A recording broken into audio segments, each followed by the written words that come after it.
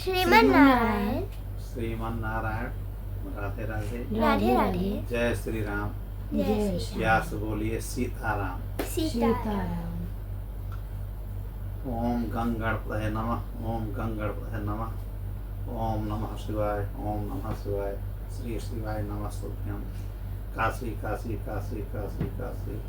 ओम त्र्यंबकं यजामहे सुगंधिं पुष्टिवर्धनम् उर्वारुकमिव बन्धनान् मृत्युर्मुक्षीयमामृतात्। ओम सर्वमंगल मंगले शिवे सर्वसाधिके शरण्ये त्र्यंबके गौरी नारायणी नमस्ते। ओम ह्रीं क्लीं बंगलामुखीं सर्वदुष्टानां वाचं मुखं पदं स्तंभय जिह्वां कीलय बुद्धिं विनाशाय ह्रीं ओम स्वाहा।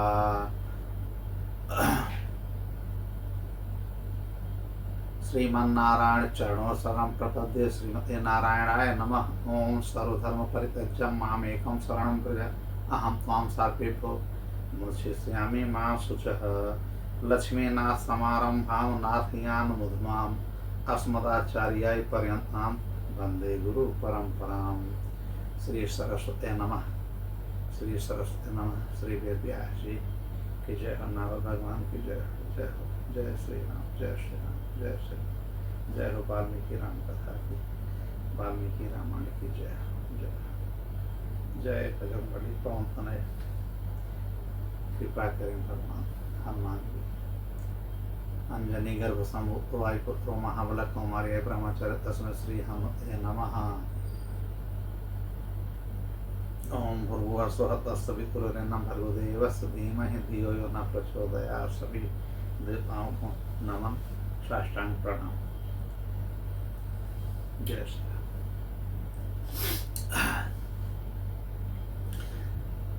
अभी तक हम लोगों ने जो राम कथा का रसपान किया जी, उसमें प्रभु श्री राम 4 भाइयों समेत अयोध्या में प्रकट हो चुके हैं। प्राकट्य हो चुका है। श्री राम जी पूर्ण अवतार माने गए हैं जी। इनका जन्म इसी मनवंतर के जो वैवस्वत मनवंतर है, इसी मनवंतर वराह कल्प के 24वें त्रेता में हुआ है। जो त्रेता युग 24वां है। इस समय कितना चल रहा है? 28वां। अब त्रेता नहीं चल रहा है, कलयुग चल रहा है। मतलब भगवान श्री राम जी को आए हुए करोड़ों वर्ष लाखों वर्ष बीत गया है, लेकिन उनकी महिमा, उनका वर्णन, उनकी सत्संग कितना भी हम सुने कम ही है। हर बार नया लगेगा। आप सुनाइए, आप सुनाइए, हम सुनाए, हम सुने, जहां भी हो हर शब्द ये लगता है कि नया है, जबकि है वही कथा। सब जानते हैं कि कथा वैसे ही है राम जी की, लेकिन हर बार ये नयापन महसूस कराता है, जबकि है बहुत प्राचीन। यह राम कथा इसके सुनने और सुनाने से युगों युगों के हमारे जो कलमश हैं, जो हमने अधर्म किया है, पाप किया है, जो असत्य बोला है, झूठ बोला है, हिंसा किया है, जो भी छल प्रपंच कपट किया है, उससे हमें मुक्ति मिल जाती है भगवान के शरण में जाने से। खासकर कलयुग केवल राम के नाम का ही एक आधार है। नाम जब से ही सब कुछ होता है। ये सब बातें हैं। राम नाम कह देने मात्र से क्या होता है? सारे पाप कट जाते हैं। इसी में एक छोटी सी कथा है। किसी गांव का एक बहुत पढ़ा लिखा बुद्धिमान इंसान था। नाम था, मान लीजिए उनका इंद्रेश। नाम तो इंद्रेश था भगवान के नाम पे, लेकिन भगवान को कभी वो मानते नहीं थे। उनकी पत्नी, उनके घर वाले, उनके बालक, परिवार वाले सब कहते कि एक बार भगवान का हरि शरणम हरि शरणम हरिओम तत्सत या जय श्री राम सीताराम कुछ कह दो, लेकिन ये अपने मुंह से कभी कहते हैं इससे लाभ क्या होगा। माने पढ़े लिखे लोग अधिकांश हर बात पे लाभ देखते हैं, है ना। किसी बालक को अगर वो पढ़ने में बहुत अच्छा है, उसको और कोई आप पढ़ाने की चेष्टा करें तो कहे इसका लाभ क्या है, मैं वही चीज करूंगा जिससे हमको लाभ लग रहा है। यह बात काफी लोग कोशिश किए, लेकिन उनके मुख से कभी राम नाम निकला नहीं। गांव में एक गुरु जी आए थे, सत्संग कर रहे थे। सारे लोग सत्संग सुनने गए, लेकिन एक इंद्रियस वहां पे नहीं गए। इन्होंने कहा है ये सब फालतू की चीजें हैं, अपना समय हम क्यों व्यर्थ करें। पत्नी ने कहा कि यहीं रह करके बैठ के कौन सा समय तुम बहुत अच्छा कर रहे हो, उल्टा सीधा काम कर रहे हो, कोई अच्छा काम तो कर नहीं रहे हो, तो कम से कम बैठ करके वहां सत्संग ही सुन लीजिए। नहीं गए। यह बात पत्नी जा करके गुरु जी से बताती हैं। गुरु जी स्वतः इनके घर आते हैं कृपा करने के लिए। संत और महात्मा का काम ही है कि किसी पे भी कृपा करते हैं। भाई इनका स्वभाव ही है कृपा करना। जैसे बिच्छू का स्वभाव है डंस मारना, लेकिन इनका स्वभाव है कृपा करना। घर पे आ गए, इसने दुआ सलाम प्रणाम कुछ नहीं किया, कहने पर बस ऐसे कर लिया। गुरु जी समझ गए कि यह अहंकारी है, इसके अंदर ढेर सारी कमियां खामियां है, इसको निकालना पड़ेगा। गुरु जी ने कहा तुम मेरे साथ चलो, मेरे शिष्य बन जाओ, मेरे साथ रहो। तो कहता है इससे मुझे क्या लाभ मिलेगा। वो हर बात में केवल लाभ की बात करता है। तो गुरु जी ने कहा कि क्या लाभ चाहिए, बोलो जो लाभ कहोगे लाभ हम देंगे, मेरा शिष्य बन जाओ। इसने कहा कि मुझे जब मैं चाहूं तब मैं भोजन पाऊं, कोई मना नहीं करेगा आपका शिष्य। उन्होंने कहा ठीक। कहा मुझे कोई सत्संग सुनने के लिए, भगवान नाम लेने के लिए कुछ नहीं कहेगा कि बैठा करके आप सारी रात सत्संग करिए।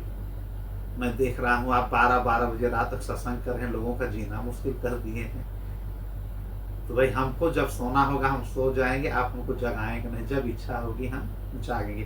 तमाम प्रकार का उसने अपना एक मशवरा, अपना शर्त उनके सामने रखा।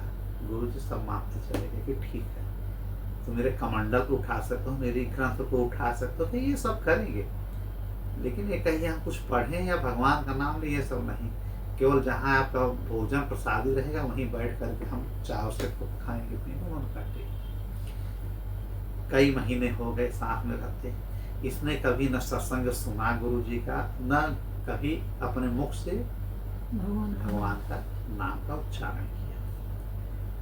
भगवान की महिमा देखिए, गुरु की महिमा देखिए। गुरु समझने लगे कि यह तो अहंकारी होता जा रहा है, अशिष्ट है काफी। एक बार जंगल में गए लेकर के इसको अकेले गुरु जी। अब इंद्रेश से बोले कि बेटा इंद्रेश, वो हमारी जो ग्रंथ है वहां पे उसको थोड़ा लेकर के आओ, राम ग्रंथ जो रामायण है उस रामायण को लेकर के आओ। अब वो गया तो रामायण पा नहीं रहा है, कहाँ रखा है, थोड़ा छिपा करके वृक्ष के पीछे रखे थे। अब फिर काम में गुरु जी लग गए। अभी पूछ रहा, अरे गुरु जी कहाँ रखे हैं आप? तो गुरु जी ने कहा क्या? कहन अरे वही जो पोथी है। कहन क्या, कौन सी पोथी? लेकिन इसने नाम नहीं लिया कि रामायण का जो पोथी रखे हैं। कहन वही जो आपने कहा है ना, वो पोथी कहाँ है? गुरु जी ने बहुत कोशिश किया कि मैंने क्या कहा है, क्या लाने के लिए कहा, मैं तो भूल गया हूँ, आओ तो सही। कहना अरे कुछ आप किताब बोले थे जिससे आप पढ़ाते हैं, कोई ग्रंथ है, शास्त्र है, नाम इसने नहीं लिया। गुरु समझ गए कि चेला हमसे आगे है चार कदम। तब उन्होंने कहा अच्छा अच्छा, वो जो रामायण काव्य हमने कहा ग्रंथ, हाँ वो महाग्रंथ वहीं देखो वृक्ष के बगल में साध है, उसको लेकर के आओ। फिर गुरु जी बोले कि ये अब मानने वाला है नहीं, इसको अब हमको कहना पड़ेगा। गुरु जी ने कहा कि इंद्रेश बेटा, मैंने आज तक तुमसे कभी कुछ नहीं मांगा। उसने कहा आज कई महीने से तुम हमारे साथ हो, भोजन प्रसादी, सोने में, खराटा लेने में कोई कमी, खूब सो रहे हो, खराटा ले रहे हो, कोई जगाता है, कुछ नहीं कहता। कहने कोई कमी नहीं, तभी तो हम है नहीं, अब तक हम चले गए होते, कितना मेरे पास समय कहाँ है। कहना अच्छा है, तो गुरु को गुरु दीक्षा देनी चाहिए। मैं एक चीज मांग रहा हूँ और एक बार के लिए मांग रहा हूँ, बार बार उसको मत कहना, एक बार कह दो गुरु दीक्षा के रूप में राम। इसने कहा कि आपने कह दी वही बात जो मैं आपसे मना कर रहा था कि कभी नाम मत लिवाना, इससे मेरा क्या लाभ है? इन्होंने कहा बेटा इंद्रेश, लाभ तो कुछ नहीं है, चलो ये मान के चलो कि कोई लाभ नहीं है, तुम्हारी भाषा में अगर समझे। तो नुकसान भी तो कुछ नहीं है। जैसे अपने घर के हर बच्चों का नाम ले रहे हो, पिताजी का, गांव के हर प्राणी का नाम ले रहे हो, उसी प्रकार से एक नाम ले लो, राम मेरी गुरु दीक्षा, ये समझो कि मिल गई। और उसके बाद मैं कभी नहीं कहूंगा। उसने कहा वचन दे रहे हैं आप कि कभी फिर नाम नहीं लिवाएंगे? गुरु जी ने कहा कभी नाम मैं नहीं लिवाऊंगा। तब उस इंद्रेश ने कहा राम। बस इन्होंने कहा बन गया काम। गुरु जी ने कहा बन गया काम, अब तुम्हारी गुरु दीक्षा पूरी हो गई, अब जाओ घर पे। क्या मैं अपने घर जा सकता हूँ? कहा हाँ। वो अपना घर चला गया।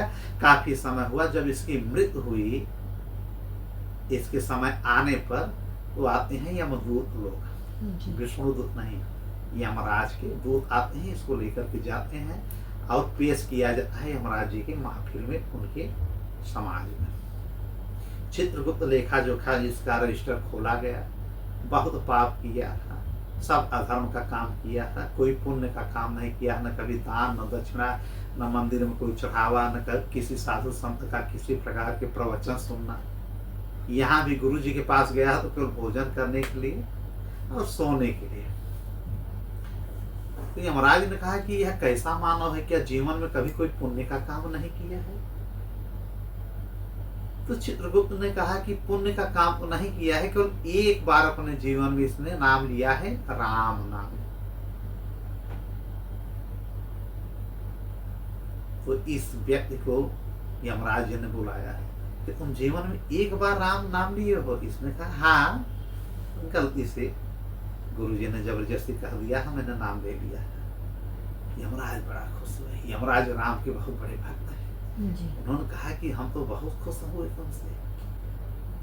इस राम नाम के बदले में बताओ तुमको क्या चाहिए? कौन बोला? यमराज ने, जो सूर्य के पुत्र हैं, जो पूरा यमलोक संभालते हैं, समयमपुरी संभालते हैं, जहाँ लोगों का लेखा जोखा रखा जाता है मृत्यु के पश्चात जी। तो इसने कहा कि अब हमें क्या पता मुझे क्या चाहिए? राम नाम के बदले अगर आपको कुछ देना हो, जो आप समझिए, अब आप लोग जानिए, यहाँ का आपका विधि विधान जो आपको समझ में आए दे दीजिए। यमराज को समझ में नहीं आया कि इसके बदले हम दें क्या। उन्होंने कहा कि बार बार कोई नाम लेता है तो समझ में आता है, एक ही बार नाम लिए हो, इसका क्या दे तुम्हें राम नाम के बदले? उस व्यक्ति को लेकर के चले गए ब्रह्मा जी के पास, लोक पितामह के पास। कहा? ब्रह्मलोक में। देखिए, अभी नरक में था वही व्यक्ति, राम नाम का प्रताप देखिए, एक बार लेने से यमपुरी से चला गया ब्रह्मपुरी। अब ब्रह्मलोक में ब्रह्मा जी वेदों का स्तुति कर रहे हैं, वहां पे सत्संग चल रहा है। यमराज को देख करके बोले कि अरे बताइए, ये मानव क्यों आप लाए हैं ब्रह्मलोक में?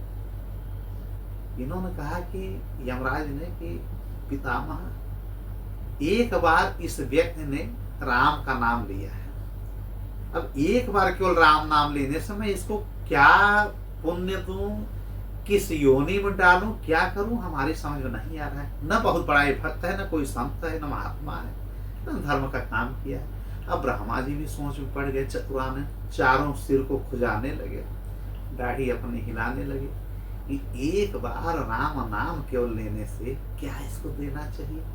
इन्होंने कहा ये हमको भी समझ में नहीं आ रहा है। भले मैं पूरे ब्रह्मांड का रचयिता हूँ, मैं भी प्रभु श्री राम, श्री कृष्ण या नारायण का ही भक्त हूँ, और हम लोग तो हमेशा लगे रहते हैं उन्हीं की भक्ति में, लेकिन एक बार केवल राम नाम लिया है, इसका समाधान तो केवल शंकर भगवान ही कर पाएंगे, क्योंकि वो हर पल राम ही राम का नाम लेते हैं। चलिए वहां, अब बताइए। अब यमपुरी, ब्रह्मपुरी और कैलाशपुरी पहुंच गए। वहां ये समाधि से उठे ही थे शिव भगवान। देख करके ब्रह्मा और यमराज को बड़े खुश हुए, बोले कि आप लोगों का स्वागत है कैलाश में, और यह मानव कौन है? भाई सूक्ष्म शरीर में पुनः उस योनि को, जीवात्मा को एक जीवात्मा को एक शरीर दिया जाता है मरने के बाद, जिसे कहते हैं सूक्ष्म शरीर।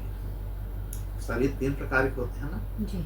एक स्थूल शरीर, इस समय जो हम लोग हैं, इस शरीर को स्थूल शरीर कहते हैं, जिसे बॉडी कहा जाता है, काया, ठीक है जी।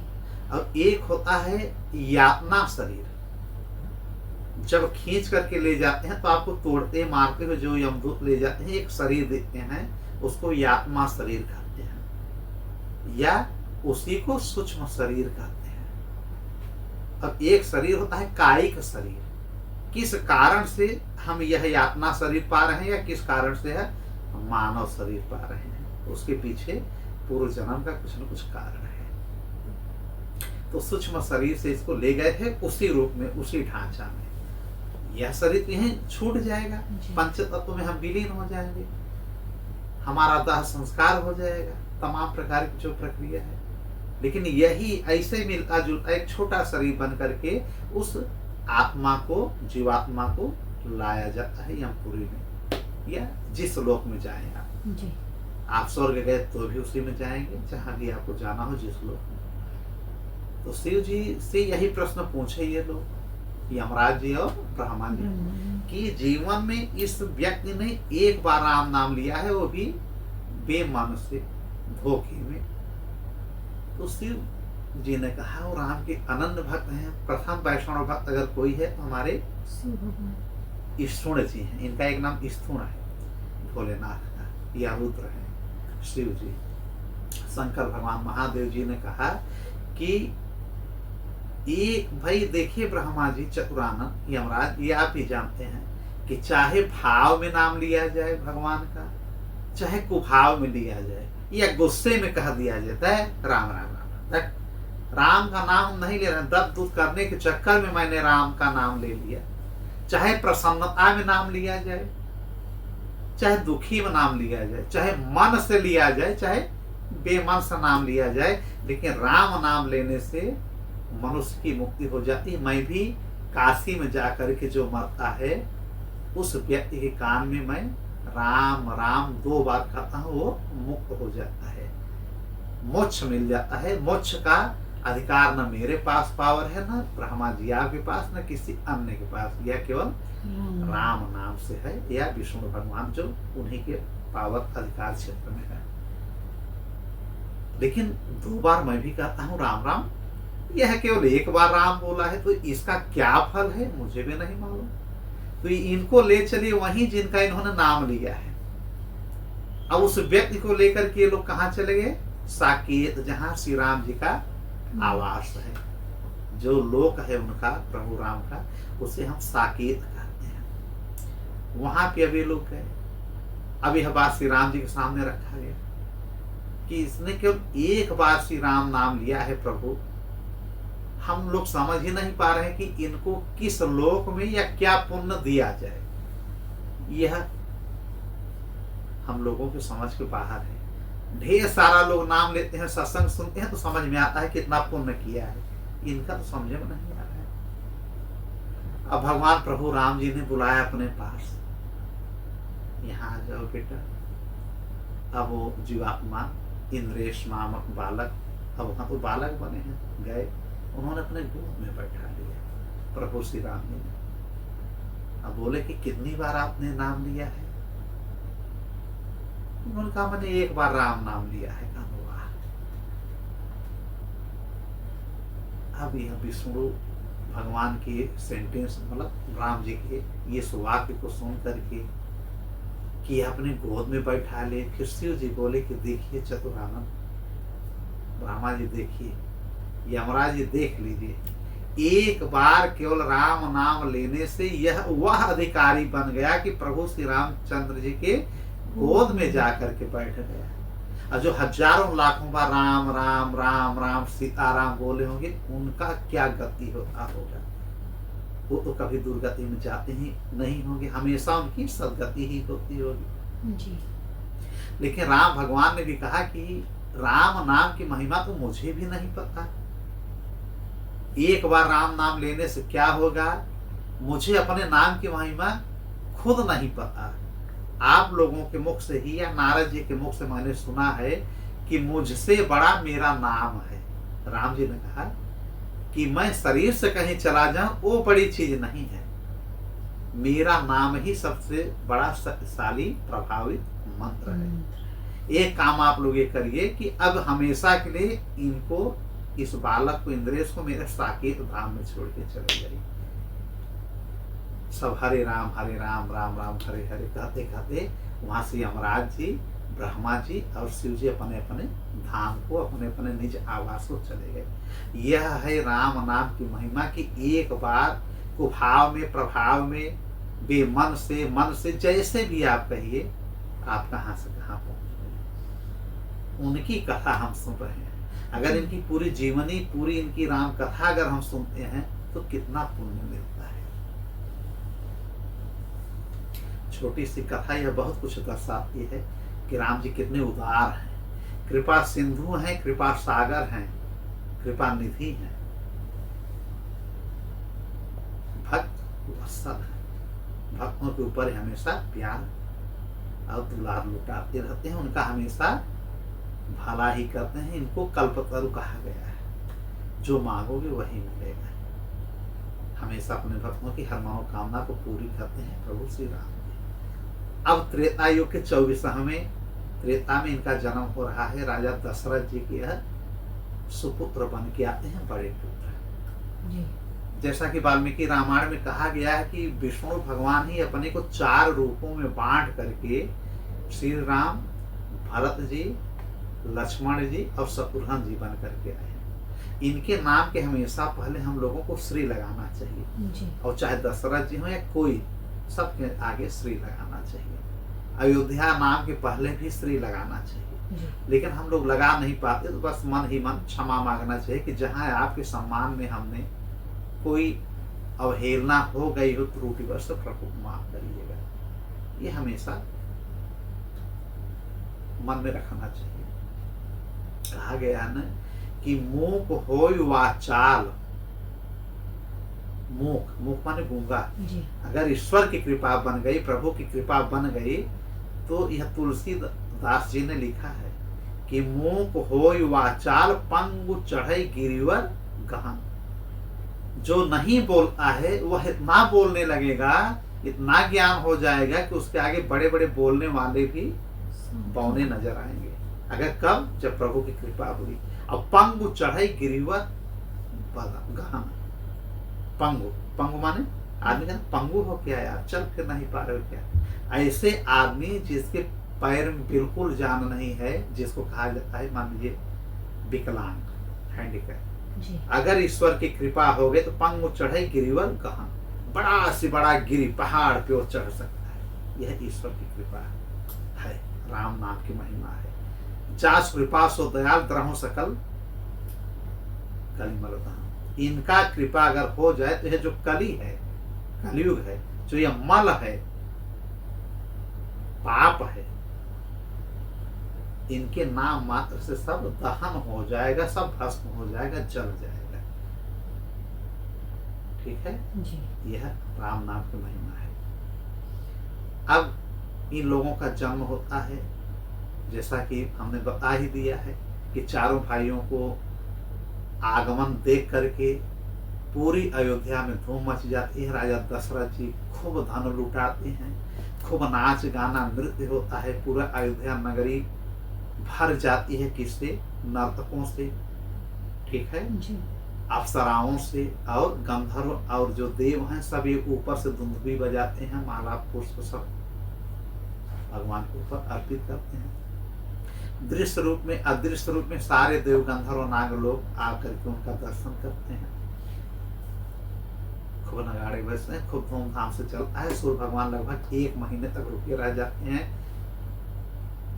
फिर निशा नाराज हो जाती हैं। रात्रि मां यह नाराज होती हैं कि बताइए प्रभु श्री राम जी, आप दोपहर को 12 बजे जन्म लिए हैं, मेरे अंदर कौन सी कमी है? वैसे लोग रात्रि में जो है बिल्कुल हमको निगलेक्ट करते हैं। रात्रि क्या है, लोग सोने के लिए, रात्रि होगा तब बढ़िया से खा पी करके हम लोग सो जाएंगे जी। लोग यही कहते हैं कि हम सो जाएंगे, कोई काम की बात नहीं करता। और आप ही जन्म लिए तो 12 बजे दिन में लिए हैं। प्रभु ऐसा, अब जब आप ही मेरा तिरस्कार करेंगे तो मेरा क्या होगा? यह बात कर रही हैं। और छोटे से शिशु बन करके मुस्कुराए पालने में। अब बोले कि आप निश्चिंत रहिए। अब जब ये तो 24वां त्रेता युग है, अब जब अगली बार मैं 28वें द्वापर युग में आऊंगा कृष्ण बन करके, तो मैं यह दिन जो है दोपहर में मैं जो जन्म लिया हूँ 12 बजे रात, तो मैं 12 बजे अब 12 बजे दिन लिया हूँ जी। राम जन्म, अब मैं 12 बजे रात्रि रात जन्म में। लूंगा। वैसे उन्होंने किया, जब कृष्ण बनते हैं तो 12 बजे रात्रि जन्म लेते हैं, तो रात्रि भी खुश हो जाती है। जिस समय जन्माष्टमी आती है सारे लोग जागते हैं, साधु संत जो भी वैष्णव भक्त हैं, यह रात्रि की ही महिमा है ना। सब अपना बजाते रहते हैं झांझ मंजीरा, हारमोनियम, तबला, ढोलक। क्या जन्माष्टमी है। रामनवमी तो बल्कि छिप जाती है दोपहर के समय, लेकिन जन्माष्टमी बहुत धूमधाम से रात भर सब पंडाल लगा करके, मंदिर सजा करके जन्माष्टमी का उत्सव मनाते हैं ना, जी। इनके जन्म के, श्री कृष्ण के। अच्छा, श्री कृष्ण और राम में थोड़ा सा डिफरेंट है, अलग अलग है जी। नहीं, भगवान तो एक ही है। जी। विष्णु भगवान ही श्री कृष्ण है, विष्णु भगवान ही श्री राम है। जी। इनके शक्ति में, इनके पावर में, इनके दया में, इनके क्षमा में, इनके प्रेम में किसी प्रकार का कोई फर्क नहीं है, न किसी गुण में। हाँ, बस जैसे त्रेता में जन्म लेते हैं, द्वापर में लिए राम जी, त्रेता में जन्म लिए। अगर कुछ अंतर सामाजिक स्तर पे हम देखें, ये द्वापर में श्री कृष्ण जन्म लेते हैं। जी। श्री राम जी दोपहर में 12 बजे जन्म लेते हैं, ठीक उल्टा श्री कृष्ण जी करते हैं। तो श्री कृष्ण जी रात्रि में 12 बजे जन्म लेते हैं। श्री राम जी राजमहल में जन्म लेते हैं, तो श्री कृष्ण जी कारागार में जन्म लेते हैं। हाँ? जी। श्री कृष्ण जी ताउम्र सारा जीवन एक पत्नी व्रत निभाते हैं, कोई प्रेयसी इनकी नहीं रहती, कोई प्रेमिका नहीं। श्री कृष्ण जी 16,108 रानियों से शादी करते हैं और लाखों गोपियां इनकी प्रेयसी बनती हैं, प्रेमिका बनती हैं। देखिए कितना, मतलब यह डिफरेंट है जी। हिस्टोरिकल, अगर हम डिफरेंट देखें। हाँ? यह मर्यादा में हमेशा रहते हैं श्री राम जी, उन्होंने मर्यादा का ध्यान नहीं दिया। जैसे हो युद्ध करा दिए, कूटनीति, कपटनीति, राजनीति सब श्री कृष्ण जी ने कर दिया। श्री राम जी युद्ध स्वतः करते हैं, श्री कृष्ण जी युद्ध करवाते हैं। कभी उन्होंने सुदर्शन नहीं उठाया महाभारत में, अन्य लीलाओं को उठाया, जैसे बचपन में राक्षसों का संहार करना, ठीक है। जी। इनकी पत्नी सीता जी का हरण कर ले गया है रावण, श्री राम जी के, वही रावण बना शिशुपाल। तो श्री कृष्ण जी ने कहा कि भैया त्रेता में तुम मेरी पत्नी ले गए थे, अब उसी रावण जो शिशुपाल बना है उनकी शादी अब रुक्मणी माँ से हो रही थी द्वापर में। रुक्मणी कौन है? सीता माँ। जी। तो श्री कृष्ण बन करके उनकी पत्नी को हर लाते हैं, अब हरण करके द्वारिका में शादी करके द्वारिकाधीश बन जाते हैं। शिशुपाल कुछ नहीं कर पाता। अब त्रेता में जो इनकी पत्नी सीता जी को ले जाता है रावण, कुछ नहीं कर पाता, शोक वाटिका में बैठाए रखता है और वहां से उसका विध्वंस करके पुनः सीता माँ को लेकर के चले आते हैं। लेकिन उनकी पत्नी जो बनने वाली है रुक्मणी, हमेशा के लिए श्री कृष्ण जी अपनी पत्नी बना लेते हैं कि चलो तुम मेरे पत्नी का हरण किए थे 11 महीने के लिए सीता जी का, चलो मैं आजीवन तुम्हारी जो पत्नी बनने वाली है उनका मैं हरण कर ले रहा हूं। ये फर्क है जी। श्री कृष्ण छलिया कहलाए, छल कपट प्रपंच सब इन्होंने किया। इन्होंने हर काम को धर्म मर्यादा से जोड़ के किया। यह थोड़ा बहुत फर्क है तो बहुत, लेकिन मान के चलिए कि बस ये सामाजिक स्तर में बाकी एक ही है, नारायण तत्व दोनों हैं ना। जी। इनका जन्म 18वें अवतार में होता है श्री राम जी का, और श्री कृष्ण जी का 20वें, चूंकि 19वें में आ जाते हैं वो। 17 में श्री राम जी आते हैं, 18 में वेद व्यास जी आते हैं, 19वें में बलराम जी आते हैं, 20 में श्री कृष्ण जी आते हैं। जी।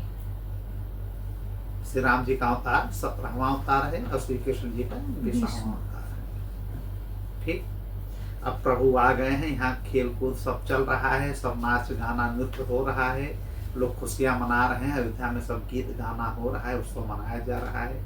जैसे नंदोत्सव मनाया गया है वैसे दशरथ उत्सव मनाया गया खूब धूमधाम से। कहीं कहीं पुराणों में यह है, वाल्मीकि रामायण है कि स्वतः श्री नारायण भगवान विष्णु भगवान ही 4 तत्व में अपने आप को प्रकट करते हैं और लीला हम लोगों को दिखाते हैं। कहीं कहीं भरत जी को शंख का अवतार माना गया है, जो शंख लेकर के विष्णु भगवान चलते हैं। ठीक है, और जो चक्र इनका सुदर्शन है उनको माना गया है कि शत्रुघ्न जी हैं। विष्णु भगवान को राम जी माना गया है। ठीक है, और एक कौन बचे? लक्ष्मण जी। लक्ष्मण जी को शेषावतार कहा गया है, शेषनाग जी। ठीक है, ये शेषनाग कौन है? जिसपे सैयद लेटे रहते। हाँ, शेषनाग जी मतलब शेषनाग जिनके 1000 फण हैं जी। और शेषनाग के 1000 फण के एक फण पर, ठीक है जी, एक फण पे शेषनाग के जैसे सरसों का एक दाना हो वैसे पूरा सृष्टि पृथ्वी टिकी हुई है जी। उनको महसूस नहीं होता है। ठीक है, और शेषनाग कूर्म भगवान के पीठ पे ऐसे टिके हुए हैं जैसे कि एक छोटा सा चींटी। मतलब शेषनाग को भी कूर्म भगवान मतलब नारायण ही नीचे से सपोर्ट किए हैं। बताइए, कूर्म के अवतार में जो हुए हैं वो हमेशा शेषनाग को अपने पीठ पे रखे हैं, माने पूरी सृष्टि उनकी पीठ पे टिकी हुई है। नारायण भगवान के, नारायण भगवान के पीठ पे सरसों के दाने या चींटी जैसा है शेषनाग। शेषनाग के फण पे सरसों के दाने या चींटी या बालू के कण जैसा है पूरा पृथ्वी। कुछ नहीं इनको समझ में आता है।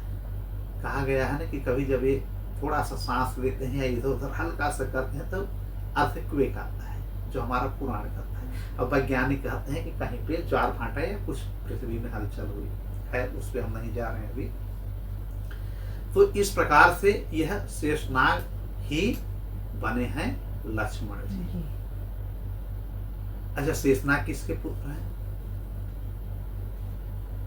शेषनाग जी ऋषि कश्यप के पुत्र हैं। ऋषि कश्यप और माता कद्रु के। ऋषि कश्यप किसके पुत्र हैं? ऋषि मरीचि के पुत्र हैं। ऋषि मरीचि किसके पुत्र हैं? ब्रह्मा जी के पुत्र हैं। ठीक है जी। तो एक कथा आती है, इसी कथा में हम सोच रहे हैं कि इधर हम शेषनाग भगवान की कथा सुना दें, उधर मैंने जो कथा सुना है कि सुग्रीव और बाली इनकी उत्पत्ति कैसे हुई है इसको भी हम बता दें। इतना तो मालूम है ना कि सुग्रीव सूर्य के पुत्र हैं जी ना, और बाली इंद्र के पुत्र हैं, और दोनों भाई बन करके किष्किंधा में रहते हैं। राज को लेकर के इन दोनों का विवाद हुआ था, शासन को लेकर के। इनकी कथा सुना दे और शेषनाग का। इसके लिए हमको चलना पड़ेगा ऋषि कश्यप जी के पास। ऋषि कश्यप को ही कहा गया है कि संपूर्ण सृष्टि के यह उत्पत्ति कारक में से एक है। इन्होंने बहुत कुछ उत्पत्ति की है। इनका जिम्मेदारी प्रभु ने, ब्रह्मा ने यही दिया है कि हर प्रकार के जीव जंतु आप मानव सहित पैदा करिए। हम तो हैं मनु और शत्रुपा की संतान, लेकिन ये ऋषि होकर के इन्होंने बहुत उत्पत्ति की। ऋषि कश्यप अनेकों शादियां इन्होंने की। ऋषि कश्यप से ही अप्सराएं पैदा होती हैं, घोड़ियां पैदा होते हैं, घोड़े पैदा होते हैं, गाय, बैल, बछड़ा, हाथी, अनेकों प्रकार के कीट पतंग से लेकर के, नाग से लेकर के, देवता से लेकर के दैत्य तक पैदा होते हैं। राक्षस अलग है। राक्षस को ब्रह्मा जी ने राक्षस को और यक्ष को एक साथ पैदा किया था। ठीक है, सबसे पहले उत्पत्ति राक्षस की और यक्षों का ब्रह्मा जी ने किया था जी। 2 प्राणियों का, और दे दिए उनको समुद्र के दोनों लोगों से में रहिए। बाद में ये लोग खाए बगैर मरने लगे, तो यक्ष और राक्षस दोनों आकर के इन्हीं के ऊपर हमला करते हैं, ब्रह्मा जी के ऊपर। सृष्टि की उत्पत्ति के समय की बात है। तो ब्रह्मा जी ने कहा, भैया नंग धड़ में तुम लोग मुझे ही खाओगे, मेरे तुम लोग बेटे हो। तो उसमें से इन्होंने कहा किसको क्या चाहिए ये बताओ। तो जो यक्ष लोगों ने कहा कि मुझे यक्षण चाहिए, मुझे भोजन चाहिए, जी मैं चाहे जिसको यक्ष कर लूं, माने भक्ष कर लूं। जी तो उन्होंने कहा ठीक है, तुम लोग यक्षण करो, यक्ष बन जाओ, अच्छा भी काम करोगे और जो भी करना हो करो, जिसको भक्षण करना हो करो। वो लोग यक्ष बन गए। और जो एक और टोली बची, उन्होंने कहा कि मैं उसी जल का रक्षक बनना चाहता हूं। तो राक्षस उनको कह दिया ब्रह्मा जी ने कि रक्षा करने वाले राक्षस बन जाओ। लेकिन यही राक्षस बाद में दुराचारी बनते चले गए, समुद्र में रहने लगे, समुद्र के लोग राजा बने। नीचे देवता के रूप में वरुण जी हैं, जी जल के देवता अधिष्ठात्री वरुण जी हैं। लेकिन वहां भी राक्षस लोग रहने लगे, वहीं अपना शासन करने लगे। बाद में सोने की लंका भी तो समुद्र के त्रिकुट पर्वत के पास ही थी। माने ये लोग अपना समुद्र में आधिपत्य जमाने लगे। और यह राक्षस जो रक्षा करने वाले थे, बाद में रक्षक की जगह क्या बन गए, भक्षक। अच्छा जैसे आज के समाज में होता है, कोई बड़ा सीधा साधा है, उसको ज्यादा पावर मिल जाए या ज्यादा पैसा मिल जाए ना, उसका दिमाग भ्रष्ट हो जाएगा और गलत काम करना शुरू कर देगा।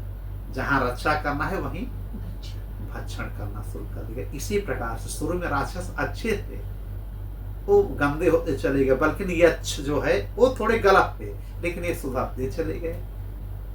तो ये अलग है, यक्ष अलग है, राक्षस अलग है। दैत्य कौन है?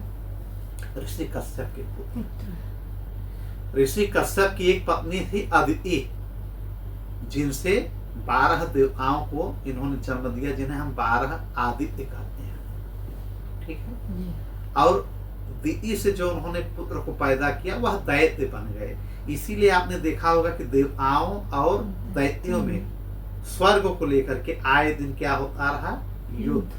टीवी सीरियल में आप लोगों ने देखा होगा, लेकर के तलवार यहाँ वहां, इंद्र भाग रहे हैं, फिर इंद्र आ रहे हैं। उनका सहयोग करने के लिए बार बार भगवान विष्णु को अवतार लेना पड़ता है जी ना। तो इसलिए ये लोग आपस में लड़ते हैं कि ये दोनों भाई हैं, माँ अलग अलग हैं, पिता एक ही है, ऋषि कश्यप। सौतेले ये लोग भाई हैं। जी और जो दैत्य हैं उनको बसा दिया कश्यप ने पाताल लोक में, और जो देवता हैं उनको बसा दिया स्वर्ग लोक में। तो ये हमेशा ढीठ बन। अब जैसे हम लोगों के 2 पुत्र हैं, एक को अच्छा मकान बना के दे दें, एक को मड़ई बना करके दे दें, तो जो मड़ई वाला है ना, जो महल वाला है, उसको मारने का हमेशा फिराक में लगा रहेगा कि हमारे बाप हमारे माँ ने गलत किया, देखिए उनको महल में कर दिया। तो युद्ध हमेशा चलेगा, संभाव न होने की वजह से। असंभाव करते भी कैसे ऋषि कश्यप, चूंकि जो दिति के गर्भ से हो रहे थे, दिति ने कहा था मुझे हजारों लाखों संतान चाहिए। तो इन्होंने कहा तब तो अहंकारी और दुराचारी होंगे, दुष्ट होंगे। तो दिति माँ ने कहा चाहे जो हमको चाहिए। तो दिति के ही गर्भ से हिरण्यकश्यपु निकले, हिरण्याक्ष निकले, न जाने हजारों लाखों ऐसे राक्षस निकले, जो दैत्य निकले, जो सबको खाने वाले थे। लेकिन जो अदिति माँ के गर्भ से निकले वो सबको रक्षा करने वाले थे। जो 12 पुत्र हुए, अंतिम वाले बने वामन भगवान। जी उसमें इंद्र भी एक है, सूर्य भी एक है, ये सब करके हमने बताया होगा। तो ये 12 देवता 12 महीने के ये प्रेरक बन गए। जो हमारे 12 महीने हैं, जी उन्हीं की व्यवस्था में हर एक महीना कोई ना कोई देवता हम लोगों का पालन करता है। ठीक है। जी ये कश्यप ऋषि और अदिति माँ के पुत्र ही हैं। ये लोग रहते हैं स्वर्ग में, और जो दिति माँ के पुत्र हैं चले गए पाताल में। अच्छा, ये हो गए दैत्य की और देवताओं की उत्पत्ति। राक्षस और यक्ष की उत्पत्ति हमने बता ही दिया। अब इसलिए बता रहे हैं कि आगे इन सबका रोल है, तो थोड़ा हम ब्रीफिंग कर दे रहे हैं। अब वो बच्चे कौन? हाँ, एक इनकी पत्नी का नाम था बिनता। ऋषि कश्यप की एक पत्नी का नाम बिनिता था, और एक का नाम था कद्रु। तो बिनता कद्रु आपस में एक जगह ही बैठती है। जैसे अदिति और दिति एक जगह बैठती, लेकिन एक दूसरे से लड़ती जरूर थी, किसी न किसी बात को लेकर मतभेद होता। उसी प्रकार से बिनिता और कद्रु एक जगह रहती है। लेकिन विचारों में मतभेद था। एक दिन विनीता ने ऋषि कश्यप से कहा कि हे प्रभु, मुझे 2 पुत्र चाहिए जो कि बलशाली हों। इन्होंने कहा ठीक है। इन्होंने आशीर्वाद दिया विनीता को कि 2 पुत्र होंगे तुम्हारे, ठीक है जी। 1000 वर्ष में ये विकसित होंगे, अंडे के रूप में होंगे गर्भ से। अब यह सुन रही थी कद्रू, तो कद्रू के पास गए तो कहा प्रभु मुझे 1000 पुत्र चाहिए। तो ऋषि कश्यप ने कहा कि अभी अभी उन्होंने 2 पुत्र मांगा, अब तुम भाई 4 मांग लो। इन्होंने कहा नहीं 1000 चाहिए और हमको सब सर्प चाहिए। अब देखिए सर्पों की उत्पत्ति यहां से हो रही है। तो ऋषि कश्यप ने कहा आपको सर्प चाहिए, नाग चाहिए? इन्होंने कहा हाँ। कहन ठीक है, यही जब परमात्मा की इच्छा है तो ठीक है। अंडे के रूप में तुम्हारे गर्भ से छोटे छोटे 1000 अंडे होंगे और सर्प बन जाएंगे, ठीक है जी। अब दोनों को आशीर्वाद देकर के ऋषि कश्यप चले गए कश्मीर में। कश्मीर उन्हीं के नाम से है, ऋषि कश्यप जी के नाम से है। वहीं पे वो तपस्या वो करते हैं जाकर के ज्यादातर। बाकी तो पूरी सृष्टि में घूमते थे, मन के विवेक से चलते थे। जी। मन जहां हुआ वहां प्रकट हो गए। अब इधर इनके अंडे से पहला अंडा जो निकला किसके? कद्रू माँ के, वही निकले शेष नाग, जो सर्प हैं शेष नाग, जो लक्ष्मण बन रहे हैं जी। तो कद्रू का पुत्र हो गया शेष नाग,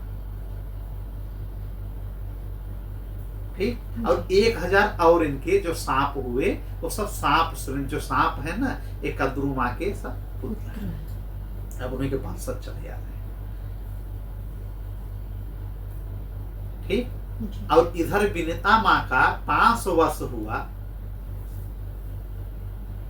और बालक अभी इनका नहीं हुआ। इनको इन्होंने कह दिया है कि 1000 वर्ष बाद ये अपने आप स्वतः निकल जाएंगे। लेकिन जो सांप थे ये पहले निकल गए अंडे से। अब यह जब देखा उन्होंने कि विनीता ने कि मैं बड़ी हूं या छोटी है, इनके बच्चे पहले हो गए, मेरा पीछे हो रहा है, तो एक अंडे को जा करके उन्होंने फोड़ दिया विनीता माँ ने कि उनके बालक हो गए, मेरे बालक क्यों नहीं हुए। तो जब विनीता माँ ने फोड़ा तो उसमें से एक पुत्र पैदा हुआ जो कि पूरा उनका जो आर्गन अंग है वह डेवलप नहीं था, अपरिपक्व था, मेच्योर्ड नहीं था, क्योंकि 5 वर्ष पहले इन्होंने फोड़ दिया। वह बालक कौन था? उसी बालक का नाम रखा गया अरुण, ठीक है। वह बालक निकलते ही चलने लगा और विकलांग, हैंडीकैप होकर के, और उसने अपने माँ को घूरते हुए कहा कि जब पिताजी ने कहा था कि 1000 वर्ष तक मुझे अंडे में रहने देना, तो तुम 500 वर्ष पहले ही हमको फोड़ दी। ये मेरा पूरा अंग जो है विकलांग है, मैं किसी काम का नहीं, तुम मेरी माँ नहीं हो, जाओ मैं तुम्हारा परित्याग कर रहा हूं। तब तुम 500 वर्ष के लिए अब गुलाम बन जाओगी, दासी बन जाओगी किसकी?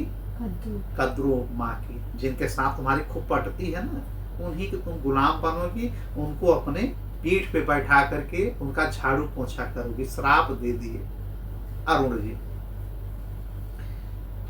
अब श्राप दे करके ये चले गए अपने बड़े भाई सूर्य जी के पास। अरुण के भाई हैं सूर्य जी, जो 12 आदित्य हैं जी। भाई ही है ना इनके, एक माता अदिति के ही तो पुत्र हैं। ये चले गए उनके पास, रोने गाने लगे।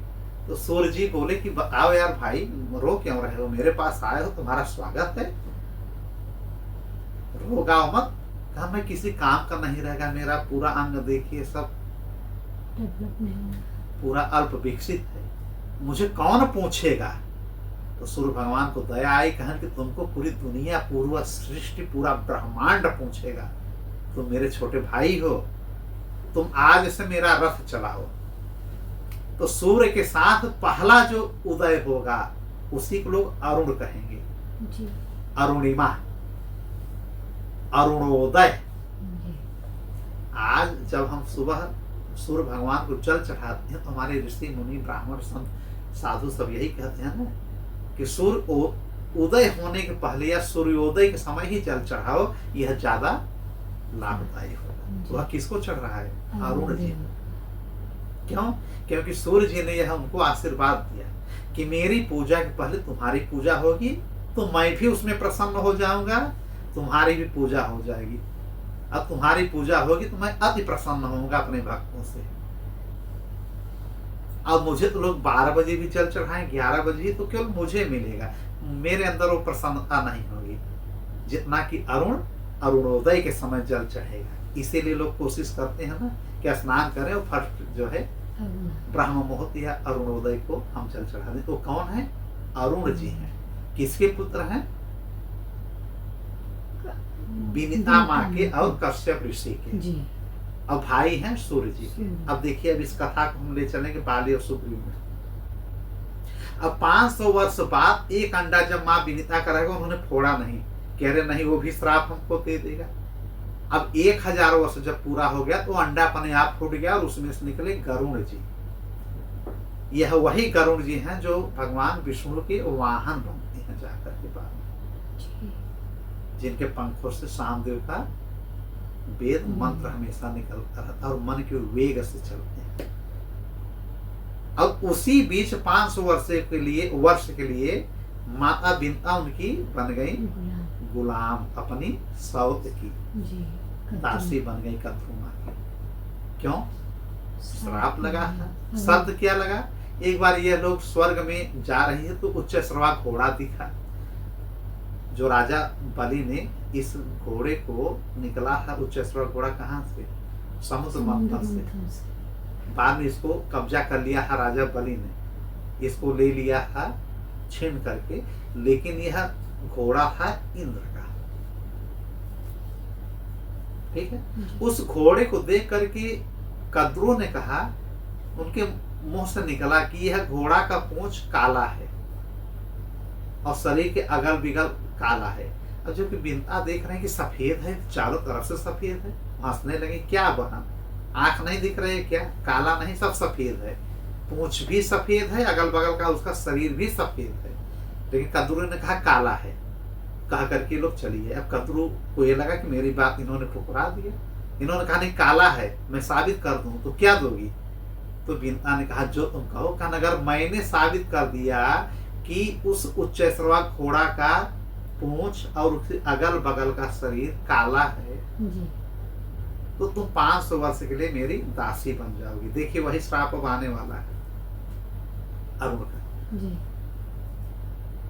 और अगर नहीं साबित हम कर पाए तो मैं तुम्हारी दासी बन जाऊंगी। इन्होंने कहा ठीक है, विनीता को तो पता है कि सब सफेद है। अब यह कद्रुमा अपने जाती हैं किसके पास? सर्पों के पास। सबकी मीटिंग बुलाती हैं अपने पुत्रों की, जिसमें शेषनाग सबसे बड़े हैं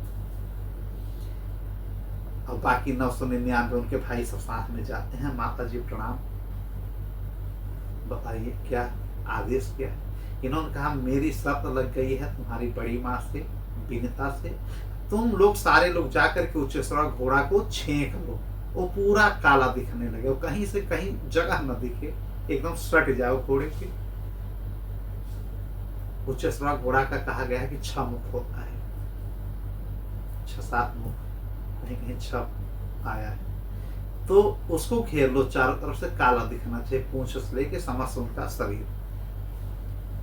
लेकिन शेषनाग मना कर गए और वासुकी। शेषनाग बड़े थे, फिर वासुकी थे। ये दोनों लोगों ने, बड़े भाइयों ने मना कर दिया। सबसे बड़े शेषनाग जी थे कि ना मानना, यह अत्याचार है। जब वह घोड़ा सफेद है तो क्यों आप उनको गुलाम बनाने के लिए ऐसा करेंगे? और जब उन्होंने इनकार किया तो अन्य जो 999 भाई थे सब विरोध कर गए कि नहीं नहीं माँ, गलत मत करवाओ कद्रू माँ, हम लोग ऐसा नहीं करेंगे। और शेषनाग जब इनकार किए, सब इनकार करने लगे, तो माता कद्रू को लगा कि तो हमारा बहिष्कार हो रहा है, वहां मैं गुलाम दासी बनूं, यहाँ बच्चों के नजर में भी गिर गई, मेरा काम भी नहीं हुआ और ये अब हमसे दूर जा रहे हैं। तो गुस्से में, क्रोध में आकर के उन्होंने कहा जो मेरी बात नहीं सुनेगा मैं सबको श्राप दे दूंगी। समस्त सर्पों को, सबका सिर फट जाएगा और मर जाएंगे जो मेरे आदेश का पालन नहीं करेगा।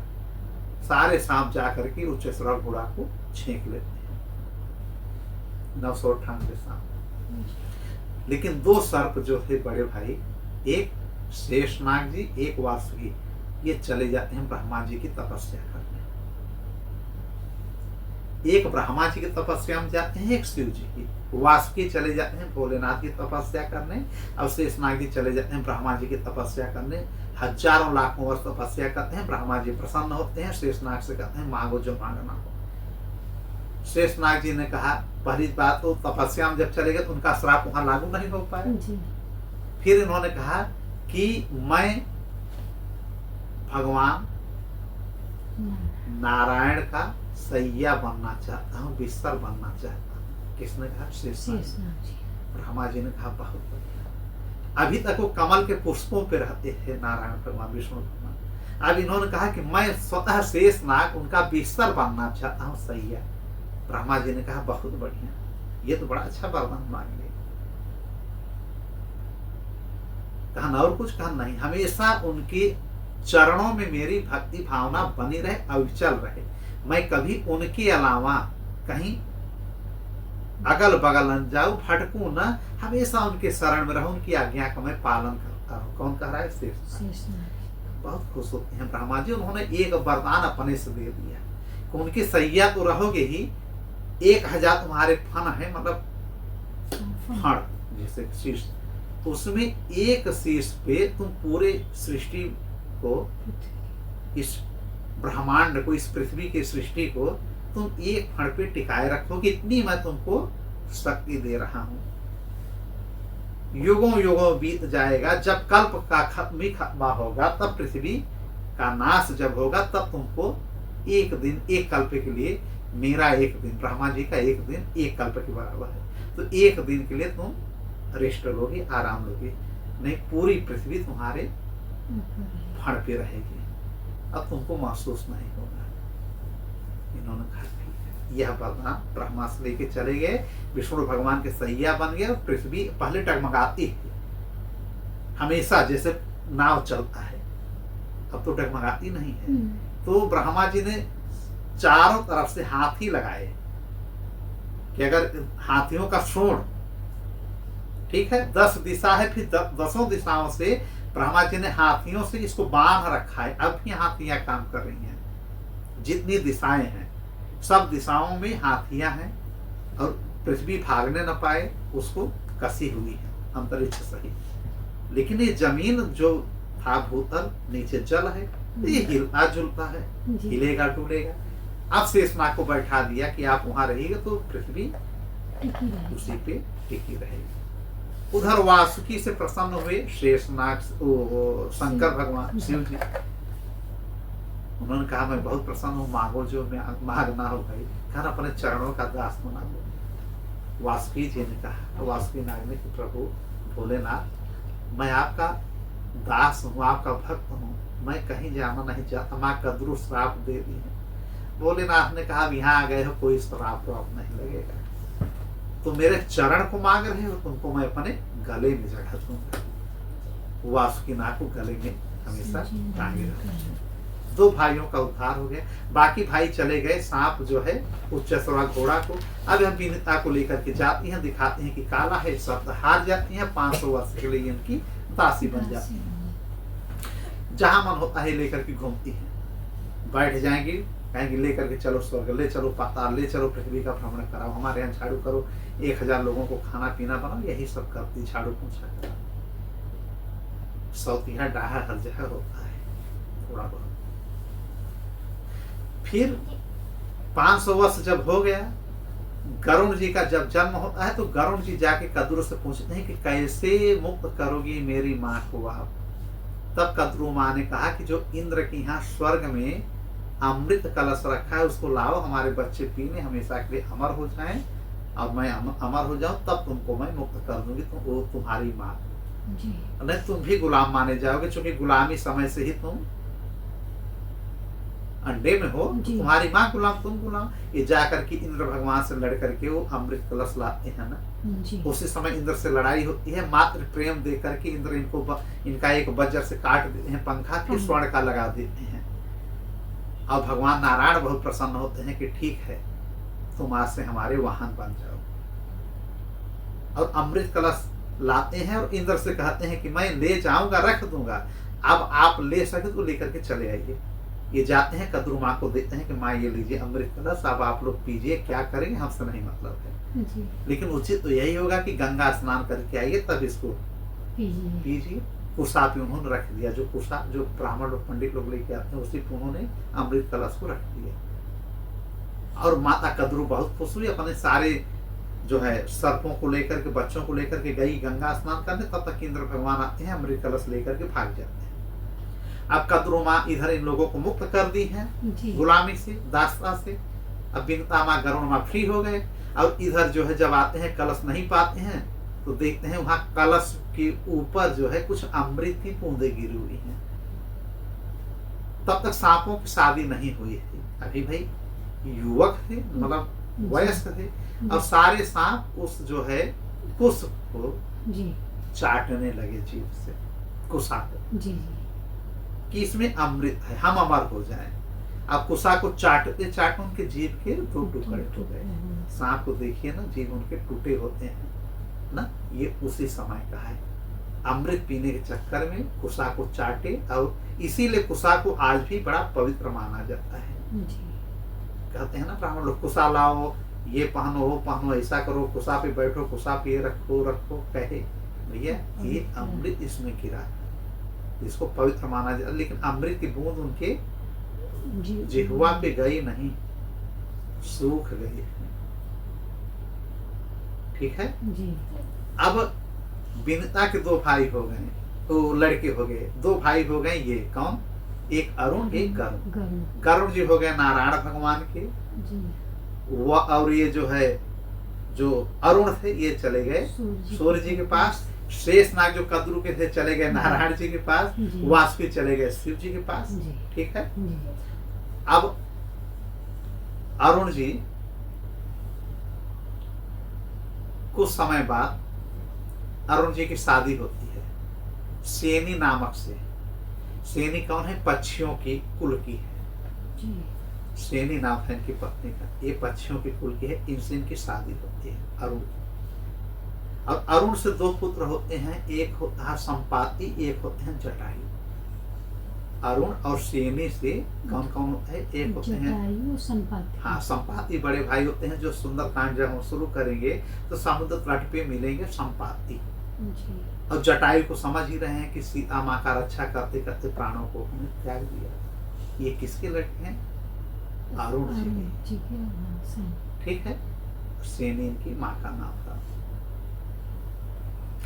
हुआ क्या, एक कथा हम सुनाते हैं कि एक समय की घटना है। एक कौशिक नामक एक ब्राह्मण थे।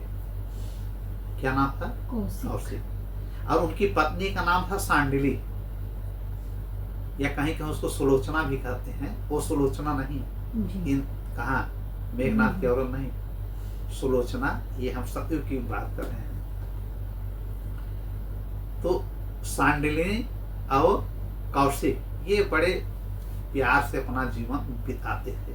यह ब्राह्मण जो थे, यह जो है वेदों के ज्ञाता थे। कौशिक ब्राह्मण हमेशा धर्म परायण रहते थे। और सांडिली माँ पतिव्रता थी, अपने पति की ही हर काम में वो लगी रहती थी, बाकी कोई काम नहीं करती। उन्हीं की पूजा, उन्हीं को अपना पति परमेश्वर ही मानती थी कि हमारा पति ही हमारा ईश्वर है, बाकी हम ईश्वर को नहीं जानते। इतना उनके अंदर तेज आ गया है कि सारे देवता उनका सम्मान करने लगे थे सांडिली माँ का।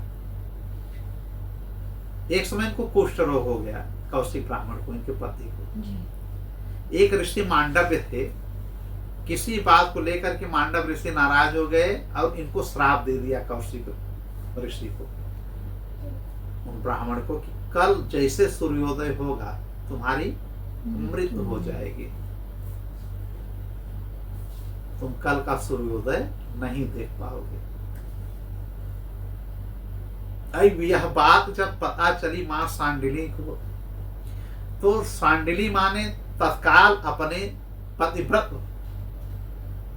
जो पतिव्रत धर्म उन्होंने निभाया था, उसको मन में संकल्प किया और कहा कि अगर मैंने सच्चे मन से अपने पति के सिवा कभी किसी को नहीं चाहा, किसी को नहीं देखा, इन्हीं में ईश्वर दिखाई पड़ा, इनमें मुझे अपना पूरा परिवार, पूरी सृष्टि दिखाई दिया, तो कल से अब सूर्य का उदय ही नहीं होगा। तो ऐसी ऐसी पतिव्रता स्त्रियां हैं कि उनके संकल्प मात्र से सूर्य का उदय ही बंद हो गया। न सूर्य उदय होगा, न हमारे पति की मृत्यु होगी, कौशिक पति की। कई महीने बीत गए, सृष्टि में हाहाकार मच गया, सूर्योदय ही नहीं हो रहा था। अब जो अरुण जी जो घोड़ा चला रहे थे, रथ चला रहे थे, सूर्य जी के रथ 7 मुख हैं, 7 रथ हैं, ठीक है जी। और सबका लगाम रहता है अरुण जी के हाथ। अब अरुण जी के पास काम ही नहीं। फिर सूर्य जी से कहा इन्होंने कि मैं बैठे बैठे मुफ्त की रोटी खा रहा हूँ, इससे अच्छा मैं अपने परिवार में जाऊं, जब फिर चलाना होगा तो बुला लेना। तो सूर्य जी ने कहा हाँ, जब कहीं अब कोई मतलब नहीं, कितना घूमो, कहीं उजाले नहीं हो रहा है, तो जाओ तुम अपने परिवार में, हम अपने परिवार में। फिर कभी जब नारायण भगवान की कृपा होगी त्रिदेवों की, तब देखा जाएगा, फिर अपना कार्य हम लोग संचालित करेंगे। ये चले गए अपने परिवार। जब खाली वक्त मिला तो इनकी पत्नी से संपाति जटायु पैदा होते हैं सेम से। एक बार अब धरती पे सृष्टि में तो सूर्योदय हो नहीं रहा, लेकिन वहां तो है ना, स्वर्गलोक में सब चल रहा है, ये केवल सृष्टि के लिए, पृथ्वी लोक के लिए लागू था। एक बार इनका मन लग नहीं रहा है अरुण जी का, इन्होंने कहा मैं इंद्रलोक चलूं, घूम आऊं। लेकिन इंद्र जी की यहाँ उस समय सभा चल रही थी, अप्सराओं का नृत्य चल रहा था, और उनके यहाँ नियम था कि किसी पुरुष का आगमन वहां पे नहीं था, केवल स्त्रियां ही वहां जा सकते थे। तो अरुण जी अरुणी बन करके गए, अप्सरा अरुणी। इतना सुंदर इन्होंने रूप, भाई माया से रूप इन्होंने बदल लिया जी। मनमोहक, बड़ा सुंदर अप्सरा का रूप धर करके चले गए स्वर्गलोक, इंद्रलोक। वहां इंद्रलोक इनमें खूब नृत्य हुआ, सारी अप्सराएं जब चली गई तो इनको समझे नहीं मैं कहाँ जाऊं, वो बैठे रह गए। अब जब सब चले गए तो उठ करके जाने के बाद इंद्र की नजर इनके ऊपर पड़ी। इन्होंने कहा अरे अप्सरा यहाँ हो, तुम कौन हो? इतने लाखों करोड़ों अप्सराओं को मैं सबको पहचानता हूँ, तुम्हारे ऊपर मेरी नजर क्यों नहीं पड़ी? तुम तो बड़ी खूबसूरत हो, इतनी सुंदर, इतनी अच्छी, अब सबसे पीछे बैठी हो, ऐसा क्यों? अभी चुप हो गए, कैसे बताएं? यार तुम मेरे भाई हो बड़े, मैं अरुण हूँ, अभी बोल ही नहीं पाए, चूंकि गलती कर गए थे, स्त्री बन गए थे अप्सरा। ये संकुचाते हुए नीचे अपना सिर किए। उन्होंने कहा नहीं, तुम्हारा स्थान नीचे नहीं है, मेरे बाहों में है। इंद्र लंपट आदमी, लंपट मतलब वो कब कैरेक्टर से गिर जाएंगे उनका कोई भरोसा नहीं। उन्होंने इनके साथ जो है सहवास किया, मिलन हो गया दोनों का। अब ये बने हैं स्त्री, इनके मिलन से इनका गर्भ ठहर गया, इंद्र के मिलन से। अब ये 9-10 महीने तक जाते ही नहीं है अपने पत्नी के पास, क्या मुंह लेकर के जाएं? इधर इंद्र नहीं छोड़ रहे हैं, इधर गर्भ धारण हो गया है। अब जैसे गर्भ धारण हुआ, अब जैसे पुत्र हुआ, पुत्र को लेकर के भाग के चले गए गौतम ऋषि के पास और माता अहल्या के पास। कौन? अरुण जी। इन्होंने कहा कि भैया, हे ऋषिवर, हे माँ, आप लोग ही इनका पालन करिए, मैं अपने घर में कैसे दिखाऊंगा? गौतम ऋषि समझ गए कि क्या जरूरत है तुम्हें स्त्री बनने का, लेकिन ये चलो, ये विधाता का ही इसमें रचना है, जो हुआ अच्छा हुआ, इनका लालन पालन हम लोग कर लेंगे। वह बालक बना बाली जी। उन्हीं के आश्रम में पाला पोसा, पढ़ा लिखा, बड़ा हुआ बाली। अच्छा, उधर वो दे करके गए, अपने घर पे रहे 1-2 साल अरुण जी अपने रूप में। फिर वो बने लगे तो सोचे अब चले हम सूर्य भगवान से मिल आए। तो एक बार सूर्य भगवान के पास गए और सूर्य भगवान कहा अरे आओ बड़ा अच्छा लग रहा है, मैं भी खाली बैठा हूँ। और सही बात, जिसके पास काम नहीं रहता है वो सोचता है कोई आए, किसी से हम बात कर लें, कोई हमारा दुख सुने। उधर सूर्य जी अपना दुखड़ा गाने लगे, रोने लगे कि यार ये इतना बड़ा हमारा व्यवस्था था कि हर जगह से जल चढ़ता था, पूजा पाठ होता है, आज हमको सब गाली दे रहे हैं। कारण क्या है? सांडिली की वजह से मैं उदय नहीं हो पा रहा हूँ, मेरे अंदर इतनी शक्ति क्षमता ही नहीं है जी। और इधर तुम भी घर चले गए हो, कब तक हम अपने परिवार में रहें, कब तक अपनी पत्नी के बीच रहें? उठते हैं हम भी इधर घूमते हैं, तुम आगे बड़ा अच्छा लगा। ये कुछ बोल नहीं रहे हैं। अरुण जी ऐसे नीचे मुंह किए हुए, उन्होंने कहा क्या बात हो गई? कहा कुछ आने लायक नहीं, मेरा मुंह काला हो गया। अरुण जी ने कहा, तो सूर्य जी ने कहा अरे ऐसी क्या बात हुई, कैसे मुंह काला हो गया? इन्होंने कहा मैं अप्सरा बन करके इंद्रलोक में गया था, इंद्र जी हमको काफी समय तक रखे, अब मैं स्त्री के रूप में, अप्सरा के रूप में एक पुत्र को जन्म दे दिया। मैं अपने घर नहीं बता पा रहा हूँ, किसी को नहीं बता पा रहा हूँ, मेरे साथ बहुत गलत हो। सूर्य जी ने कहा ये गलत किए हैं, इंद्र गलत किए हैं मेरे भाई इंद्र बड़े हैं जी, लेकिन कभी जरूरत पड़ा, कभी मिल गए तो मैं उनको डांटूंगा, समझाऊंगा। कैसा थोड़ी होता है कि आप जिसको देखो उसी के ऊपर आप मोहित हो जाओगे। फिर सूर्य जी ने कहा चल कैसा रूप था, तो फिसल गए। उन्होंने कहा अरे मैं अप्सरा बनी थी, अरुणी से, अरुणी नाम मैं अपना रख ली थी, कहीं पर बन करके दिखाओ। कहीं आप भी फिसल गए तो? अरुण जी कह रहे हैं अरे इन्होंने कहा मैं इंद्र थोड़ी हूँ, इंद्र फिसल गए, वो मेरे बड़े भाई हैं, हमेशा कामुक रहते हैं। अरे मैं सूर्य हूँ, मैं अपनी पत्नियों में संतुष्ट हूँ, ठीक है, ऐसा वैसा हमको मत समझो। कभी मेरा कोई शिकायत सुना है? तो अरुण जी ने कहा नहीं। कहा फिर बनो अप्सरा, देखें कैसी लगती हो। ये अप्सरा बन गए, रथ पे ही बैठे बैठे इतना सुंदर लगने लगे कि सूर्य जी पिघल गए, फिसल गए। उन्होंने वही कुकर्म कर दिया जो इंद्र भगवान किए थे। कुकर्म कहिए, कर्म कहिए, जो भी कहिए, ये भी उनसे मेल मिलाप कर लिए और फिर इनका गर्भ धारण हो गया। फिर जब पुत्र होता है, फिर गौतम ऋषि और अहल्या के पास लेके जाते हैं कि इनको भी आप पालिए पोसिए। और रोने लगे कि मेरे साथ क्या हो रहा है, दो बालक वो, दो बालक ये, मैं इनको तो हमारे नाजायज हो गए, मैं इनकी माँ बन गई, पिता तो बन गए एक इंद्र, एक बन गए सूर्य जी, पालेंगे आप लोग गौतम ऋषि और अहल्या माँ, मैं माँ कही जाऊंगी, तो मैं वहां बाप हूं, यहाँ माँ हूं। माने जटायु और संपाति के बाप और सुग्रीव और बाली के माँ बन गए ये अरुण जी। फिर जो है गौतम ऋषि ने कहा कि यह विधाता की देन है, अब तुम्हारे साथ ऐसा नहीं होगा। सूर्योदय का श्राप भी इन्हीं कारण से लगा था, अब सूर्योदय भी होने लगेगा। ब्रह्मा जी से हमारी इस सिलसिले में बात हुई है। ब्रह्मा जी की पुत्री ही थी अहल्या, इनका प्रकरण आगे आएगा। फिर जो है यही बनते हैं बाली, यही बनते हैं सुग्रीव, ये दोनों आपस में भाई बन जाते हैं। कहा जाता है, अक्सर आप लोगों ने सुना है कि एक इंद्र के पुत्र हैं बाली और सूर्य के पुत्र हैं सुग्रीव जी। लेकिन यह नहीं पता होगा कि इनकी माँ कैसे बने। माँ का हम कंसेप्ट क्लियर कर दिया, ठीक है। अब ये सब होता रहा, धीरे धीरे जो है ये लोग बड़े हुए। ये लोग बहुत पहले आ गए थे, राम जी के आने के पहले ये सब लीला हो चुकी थी। ये लोग काफी पहले आ गए थे। और इधर राम जी का आगमन हमने कहा है कि हो गया है। राम जी के आने के कई कारण हैं। एक कारण और था जो हमने नहीं बताया, जो रामचरितमानस में बाबा तुलसीदास जी ने बताया है कि प्रभु के आने का एक कारण प्रताप भानु नामक एक राजा भी था।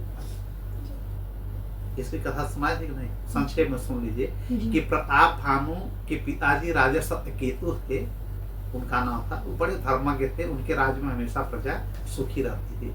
उनके दो पुत्र थे, एक प्रताप भानु थे और एक अरिमर्दन।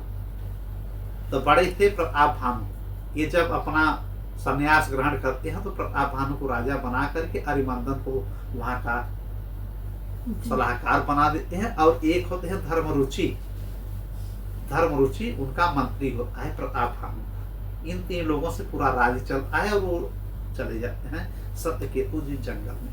अब ये प्रताप भानु इतना बड़ा राजा बनते हैं कि पूरे आर्यावर्त में सबको जीत लेते हैं।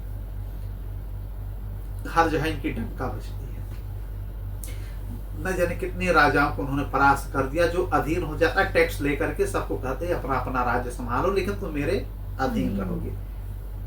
एक बार हुआ कि अपने राज्य से यह घोड़ा पे निकले हैं शिकार करने और धीरे धीरे अकेले निकले थे। भूल गए विंध्याचल गहन जंगल था जो विंध्यवासिनी माँ है, यहाँ बहुत जंगल था।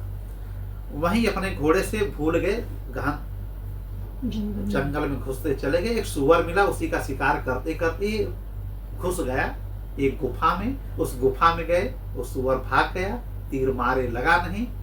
फिर ये रास्ता भूल गए, भटक गए, थक गए थे, घोड़ा भी थक गया।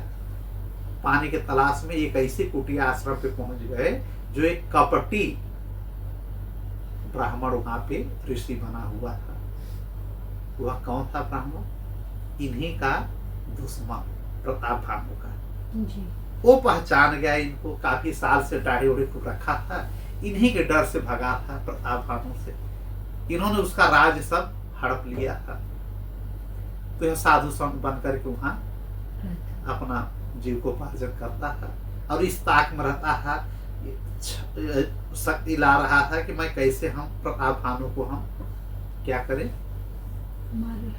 प्रताप भानु को हम कैसे सर्वनाश करें उनके राज्य का। अभी पहुंच जाते हैं, उनको देख करके सोचते हैं कोई ऋषि मुनि है, साष्टांग प्रणाम करते हैं। प्रताप भानु अकेले रहते हैं, कहते हैं प्रभु मैं घोड़ा सहित बहुत प्यासा हूँ, कहीं तालाब नहीं मिल रहा है, कहीं सरोवर नहीं मिल रहा है। हम तुम कहाँ से आए हो? तो पहचान रहा है लेकिन पूछ रहा है साधु संतान करके, वर्ष तुम कहाँ से आए हो? इन्होंने कहा मैं एक राजा का मंत्री हूँ। राजा नहीं बता रहे हैं। इन्होंने कहा मेरा नाम है धर्म रुचि। एक राजा है प्रताप भानु, उन्हीं का मैं मंत्री हूँ। शिकार पे निकला था, भूल गया रास्ता, मैं यहाँ भटक गया। ले गया, इनके घोड़े को जल पिलवाया, इनको पिलवाया, फिर कुटिया में लाया। फिर कहा बेटा मुझसे कुछ छिपा नहीं है, ब्रह्मांड में जो जो हो रहा है सब मैं जानता हूँ। तुम्हारा नाम है राजा प्रताप भानु, तुम मंत्री नहीं हो, तुम खुद राजा हो। ठीक है। और जो धर्म रुचि है वो यहाँ पे नहीं है, वो तुम्हारे कौन है? मंत्री है। और तुम्हारा एक भाई जो अरिमर्दन है वो इस समय राज्य में है।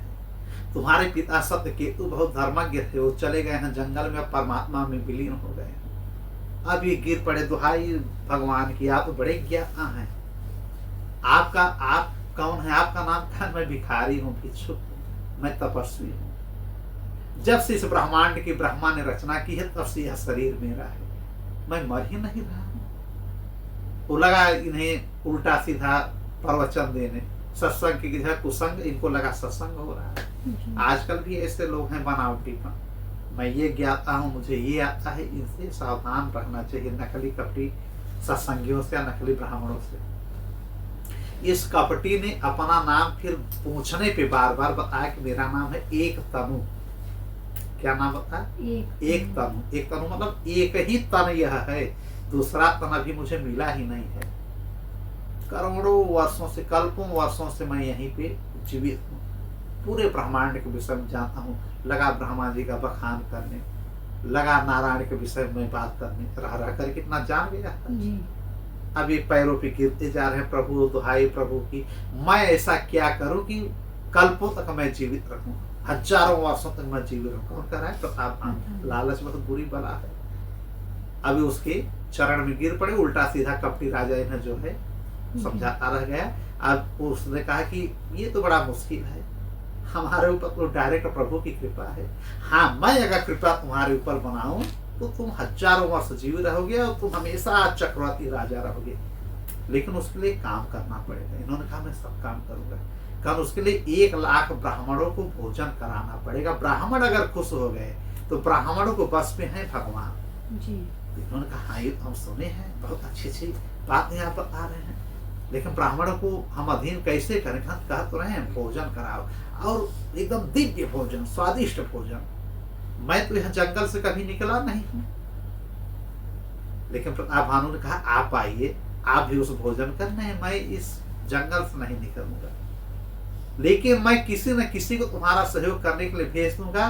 तुम्हारा जो है, जो पुरोहित है, उस पुरोहित के अंदर इतनी पावर मैं दे दूंगा कि वो पुरोहित 1,00,000 ब्राह्मणों का भोजन और 56 प्रकार का व्यंजन बना करके तैयार रखेगा।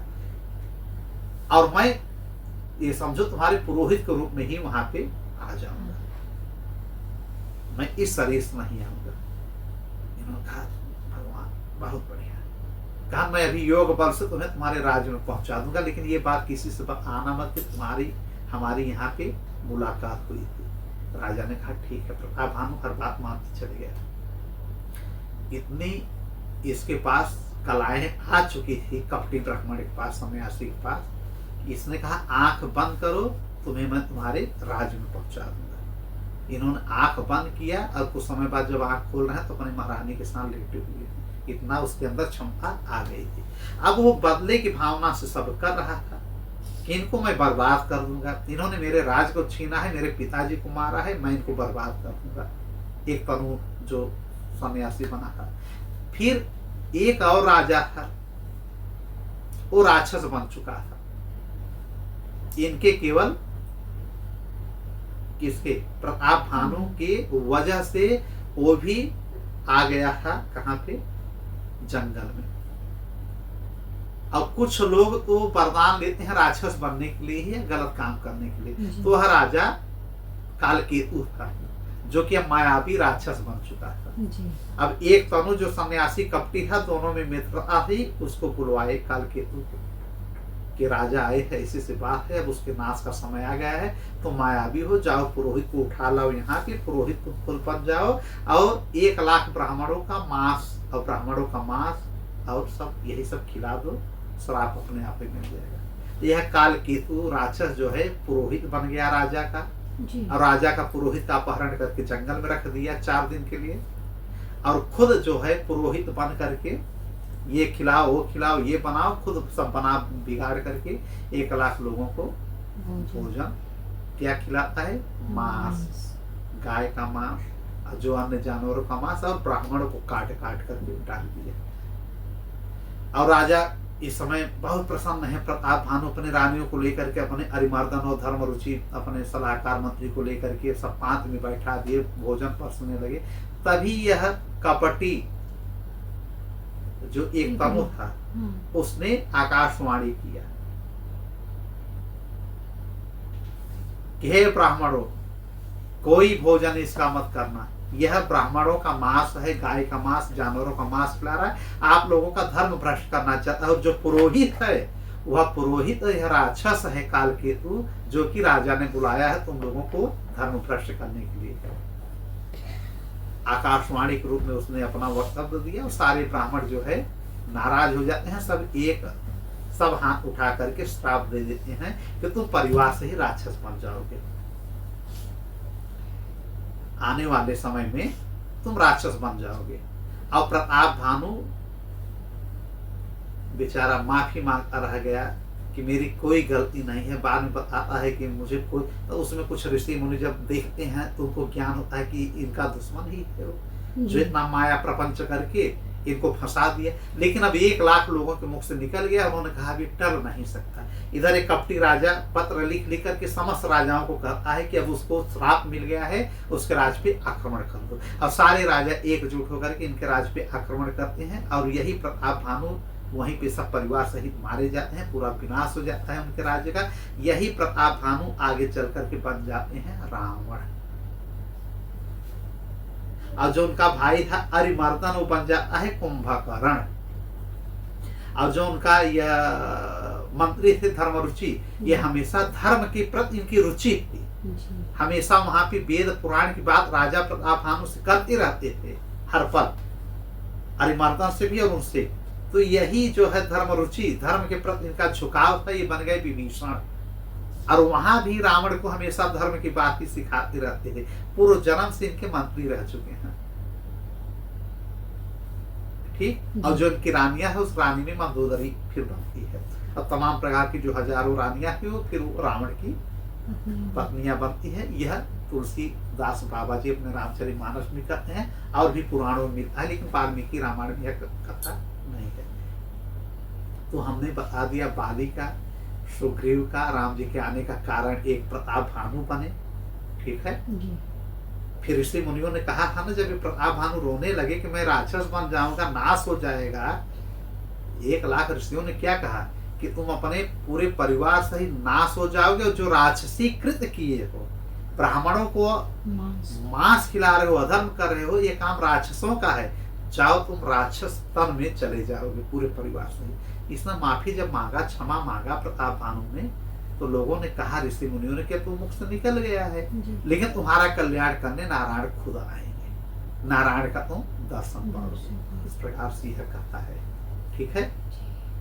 तो उधर मांडव ऋषि की वजह से और श्राप मिला, और सांडिली माता ने सूर्योदय को रोका, और उन्हीं से मिलन होता है इंद्र का और सूर्यदेव का, होते हैं बाली सुग्रीव, ये सब घटनाएं हैं। अब हम आगे चलते हैं। 11 दिन के प्रभु हो गए, चारों भाई 11 दिन को हो गए। गुरु वशिष्ठ को बुला करके इनका नामकरण संस्कार किया जाता है, ठीक है। 11 दिन के जब हो जाते हैं तो वाल्मीकि जी कहते हैं कि इनका नामकरण संस्कार के लिए कुल गुरु को बुलाया जाता है, वशिष्ठ जी को। वशिष्ठ जी आते हैं, पालने से उठाते हैं, गोद में लेते हैं, और परमानंद में वो भी खुशी खुशी आनंद से विभोर हो जाते हैं कि प्रभु नारायण को गोद में लेने का मुझको अवसर मिला। जैसे दशरथ पुत्र मोह में ब्रह्मानंद में हमेशा समा जाते हैं, उनके मुख को देख करके, उनकी लालिमा को देख करके, गोद में देख करके।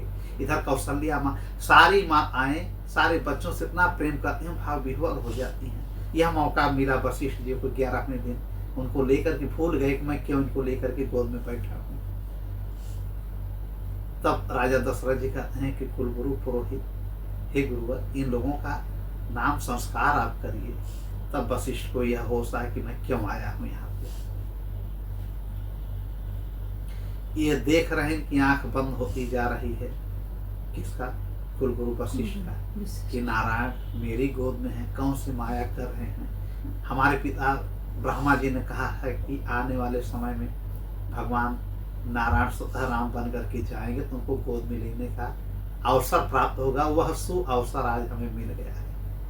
और फिर लेकर के गोद में उनका नामकरण संस्कार करते हैं, नाम रखते हैं उनका राम, 2 अक्षर का जी। कौशल्या से राजा दशरथ से कहते हैं, जो बड़ा पुत्र है आपका, इनका केवल 2 अक्षर का नाम रहेगा, राम। अब द्वापर में इनका नाम क्या पड़ा? श्याम जी। ना। तो इन्होंने कहा कि जो आनंद सिंधु सुख राशि, सीकर ते त्रैलोक्य सुयासी, ठीक है। सो सुखधाम राम असनामा, अखिल लोक दायक विश्राम। इसका मतलब कि पूरा ब्रह्मांड को सुख पहुंचाने वाले होंगे श्री राम। ये आपके पहले बालक हैं, ये अखिल ब्रह्मांड नायक हैं, समझ लीजिए। हिंट हिंट में उन्होंने सब कुछ बता दिया कि अखिल कोटि नायक हैं, ये जो आपके घर में आए हैं शिशु के रूप। अब माता कौशल्या को जन्म लेते ही अपना विराट स्वरूप इन्होंने दिखा ही दिया एक बार। कब दिखा अपना विराट स्वरूप? जब माता पालने में इनको रख करके गई और रंगनाथ भगवान का वो पूजन करने लगी। रंगनाथ मतलब नारायण भगवान पे ही। और जो भोजन उनको चढ़ा रही हैं, तब से देख रहे हैं बगल में बैठ करके वही राम जी भोजन पा रहे हैं नैवेद्य। तो उन्होंने सोचा मंदिर में कैसे आ गया ये बालक शिशु मेरा, तो वहां हम छोड़ के आए, हम फिर भाग के महल में अपने जाते हैं तो वहां शिशु ये बन करके अपना अंगूठा चूस रहे हैं राम जी। फिर भाग के आ रहे हैं तो वही शिशु राम को देख रहे हैं कि वही प्रसाद बैठ को खा रहे हैं। तब इनको चक्कर आने लगता है। फिर अपना रूप दिखाते हैं कि माँ मैं ही हूँ, वहां भी यहाँ भी कण कण में मैं हूँ। इन्होंने कहा कि मुझे डर लगता है, अपने रूप में आ जाओ। तब वहां से फिर शिशु बन करके वहीं पालने में खेलने लगे। केवल श्री कृष्ण ने ही माया नहीं रचा है, इन्होंने भी कई बार दिखाया है। 2 बार यशोदा मैया को उन्होंने अखिल ब्रह्मांड का दिखाया है, 2 बार यहाँ भी श्री राम जी ने 2 बार। एक बार तो जन्म से पहले, जन्म लिए तभी दिखा दिए, एक बार ये दिखा रहे हैं खटोले में। अब एक बार और इन्होंने दिखाया माता को अपना विराट स्वरूप। तो इस प्रकार से 3 बार हो गया ना, 2 बार जन्म लेने के बाद इन्होंने दिखाया, जन्म लेने के बाद। और एक बार तो जन्म लेने के पहले ही आप बड़े रूप में आ गए थे, तो उसको अगर हम गिन रहे तो 3 बार हो गए। फिर एक नाम इन्होंने भरत का रखा कि विश्व भरण पोषण कर जोई ताकर नाम भरत अस होई। विश्व भर का भरण पोषण कर सकते हैं, इनका नाम भरत रखा जा रहा है। किनके पुत्र हैं ये? कैकेयी के। सबको गोद में ले लेकर के इन्होंने नामकरण किया। फिर इन्होंने कहा कि जाके सुमिरन तेरे पुनासा नाम शत्रुहन वेद प्रकाशा, माने इनका नाम शत्रुघ्न रखा जाएगा। ये शत्रुओं का नाश करने वाले होंगे और शांत स्वभाव के हमेशा होंगे। ये भारत के अति प्रिय होंगे। और अब लक्ष्मण का नाम उन्होंने रखा कि लक्षण धाम राम प्रिय सकल जगत आधार। यह जो लक्ष्मण है राम के ही आधार पे रहेंगे, राम के ही हमेशा भक्ति भाव में डूबे रहेंगे। ठीक है। गुरु वशिष्ठ ते ही राखा लक्ष्मण नाम उदार, उनका नाम उन्होंने रख दिया लक्ष्मण। ठीक है। तो चारों का नामकरण संस्कार हुआ। फिर इन्होंने खूब अच्छा प्रोग्राम किया, उत्सव मनाया राजा दशरथ जी ने। वहां पे फिर नृत्य हुआ, उत्सव मनाया गया। सारे अयोध्या में जो है पकवान मिष्ठान बांटे गए, ब्राह्मणों को गैया स्वर्णदान रजत दान किया गया। ठीक है। अरुंधति माँ को खूब ज्यादा जो है स्वर्ण मुद्राएं, और जो भाई ये लोग मांगेंगे नहीं, जो नहीं मांगा वो भी माता कौशल्या और अन्य उनकी रानियों ने दिया। अरुंधति कौन है? गुरु वशिष्ठ की पत्नी, वो गुरु माता है। ठीक है। इस प्रकार से अब धीरे धीरे बालक जो है खेलने लगे, लालने में पालने में सब लालन पालन होने लगा। सच्चिदानंद अपनी माँ को सुख पहुंचाने के लिए वो सब काम करते हैं जो एक शिशु करता था। दूध पान करने के लिए रोने लगते, मट्टी को मुंह में लगा लेते, यहाँ वहां भागने लगते, मैया पकड़ती, खिलाती, लाड़ प्यार करती। दशरथ बाबा के पास पहुंच जाते, उनके दाढ़ी को खींचने लगते। यह सब देख करके दशरथ राजा बहुत प्रसन्न होते हैं। उन्हें पता है कि हमारे यहाँ करुणा निधान आ गए, लेकिन कुछ समय के लिए लोग भूल भी जाते थे, शिशु जैसा पूरा व्यवहार करने लगते थे। कभी खाना जैसे आने में समय लग रहा है भोजन, तो रोने लगते, मुझे रोटी चाहिए, रोटी खाना चाहिए, रोने लगते। इस प्रकार से श्री राम जी ने सब वो काम किया जो एक शिशु करते हैं। इनके सुंदर सुंदर गाल, सुंदर सुंदर होंठ, सुंदर सुंदर इनके शाम शरीर, तोतली भाषा में बोलने लगे। मान लीजिए अभी घुटना के बल पे चलने लगे धीरे धीरे। अब ये सब देखते अयोध्या वाले बड़े खुश होते। घुंघराले इनके बाल थे और चिकने चिकने इनके गाल थे। ये हर पल मुस्कुराते रहते हैं, इनकी मुस्कुराहट में बहुत कुछ छिपा हुआ था। इनकी घुटने के बल पे चलना, पैजनिया इनका बजना, नुपुर बजना, इनका वर्णन बहुत मुश्किल है, नहीं कर पाएंगे, बड़े बड़े विद्वान नहीं कर पाए। बस इसको यही समझे कि हर शिशु की लीला इन्होंने किया, हर बाल क्रीड़ा इन्होंने किया, हर अयोध्या वासियों को उन्होंने सुख पहुंचाया। जो जो इनको पुत्र रूप में चाहती है सबके गोद में ये गए, पुत्रवत वात्सल्य प्रेम लुटाया। ठीक। सारे अयोध्या वासी खूब खुश हो गए कि संपूर्ण जितनी अयोध्या थी, सारी नगरी इन लोगों का रूप देख करके, अयोध्या वासी कौन है? ये सब देवता ही आए थे पहले से। ब्रह्मा ने बहुत पहले भेज दिया था कि भाई वहां पे उनका जन्म हो रहा है, सब पहुंच जाओ जो जिस रूप में जाना हो। कोई धोबी बन करके, कोई मल्लाह बन करके, कोई अगल बगल का दासी बन करके, पूरी अयोध्या में सब भगवान देवता लोग ही आए थे और श्री राम का यह रूप लीला देख रहे हैं। इसी में एक कथा आती है काकभुसुंडी की। काकभुसुंडी की कथा तो खैर इसमें नहीं है, श्रीमद् वाल्मीकि रामायण में नहीं है। काकभुसुंडी रामायण ही एक बन गया है। और स्वामी तुलसीदास जी ने, गोस्वामी ने उनके विषय में लिखा है कि बाल अवस्था में काकभुसुंडी आकर के इनकी रोटी लेकर के भाग जाते हैं। तो उस रोटी को पाने के चक्कर में जहां तक कौवा उड़ के जाते हैं काकभुसुंडी, वहां तक ये उड़ते हुए चले जाते हैं। छोटे से शिशु बालक राम बालक इनको कहा जाता है बचपन में, राम बालक। तो यह बालक राम ब्रह्मांड के किनारे, अब कौवा भाग रहा है अपनी जान छुड़ा करके कि हमारे पीछे कैसे लग गए। वो गया है परीक्षा लेने की, सुना है कि ये परमात्मा है, लेकर के चोंचे से भागा। अब जितना ही भाग रहा है, हर ब्रह्मांड के किनारे किनारे कौवा भागा, हाँफने लगा और ये बड़ा बड़ा हाथ करते हैं और ऐसा लगता है 2 इंच केवल उसके पीछे है बस। अब लगा रोने, फिर कि अरे भगवान प्रभु हमको माफ करें, के चरणों में गिर गया। फिर उनको यह अपना रूप दिखाते हैं, वात्सल्य प्रेम लुटाते हैं और फिर अमर होने का आशीर्वाद दे देते हैं काकभुसुंडी जी को। कौन? श्री राम जी, कि तुम मेरे अनन्य भक्त हो। आज भी कहा जाता है कि काकभुसुंडी जीवित है। कहीं कहीं पुराणों में तो है कि हजारों कल्पों से आज तक ये काकभुसुंडी राम कथा सुना रहे हैं, कहीं कहीं कि 27 कल्पों से सुना रहे हैं। ठीक है, 16 बार इन्होंने ये देखा है अपने आंखों से जाकर के पूरी महाभारत। जब महाभारत होने लगता है तो चले जाते हैं देखने के लिए। हर द्वापर में होता है कल्प की, हर द्वापर में, हर कल्प के किसी एक द्वापर में। इस कल्प में अभी हुआ था ठीक 52-51 वर्ष पहले, द्वापर में 28वें में। तो हर कल्प में महाभारत भी होता है और श्री कृष्ण का जन्म होता है और ये श्री राम जी का जन्म होता है कल्प में एक बार।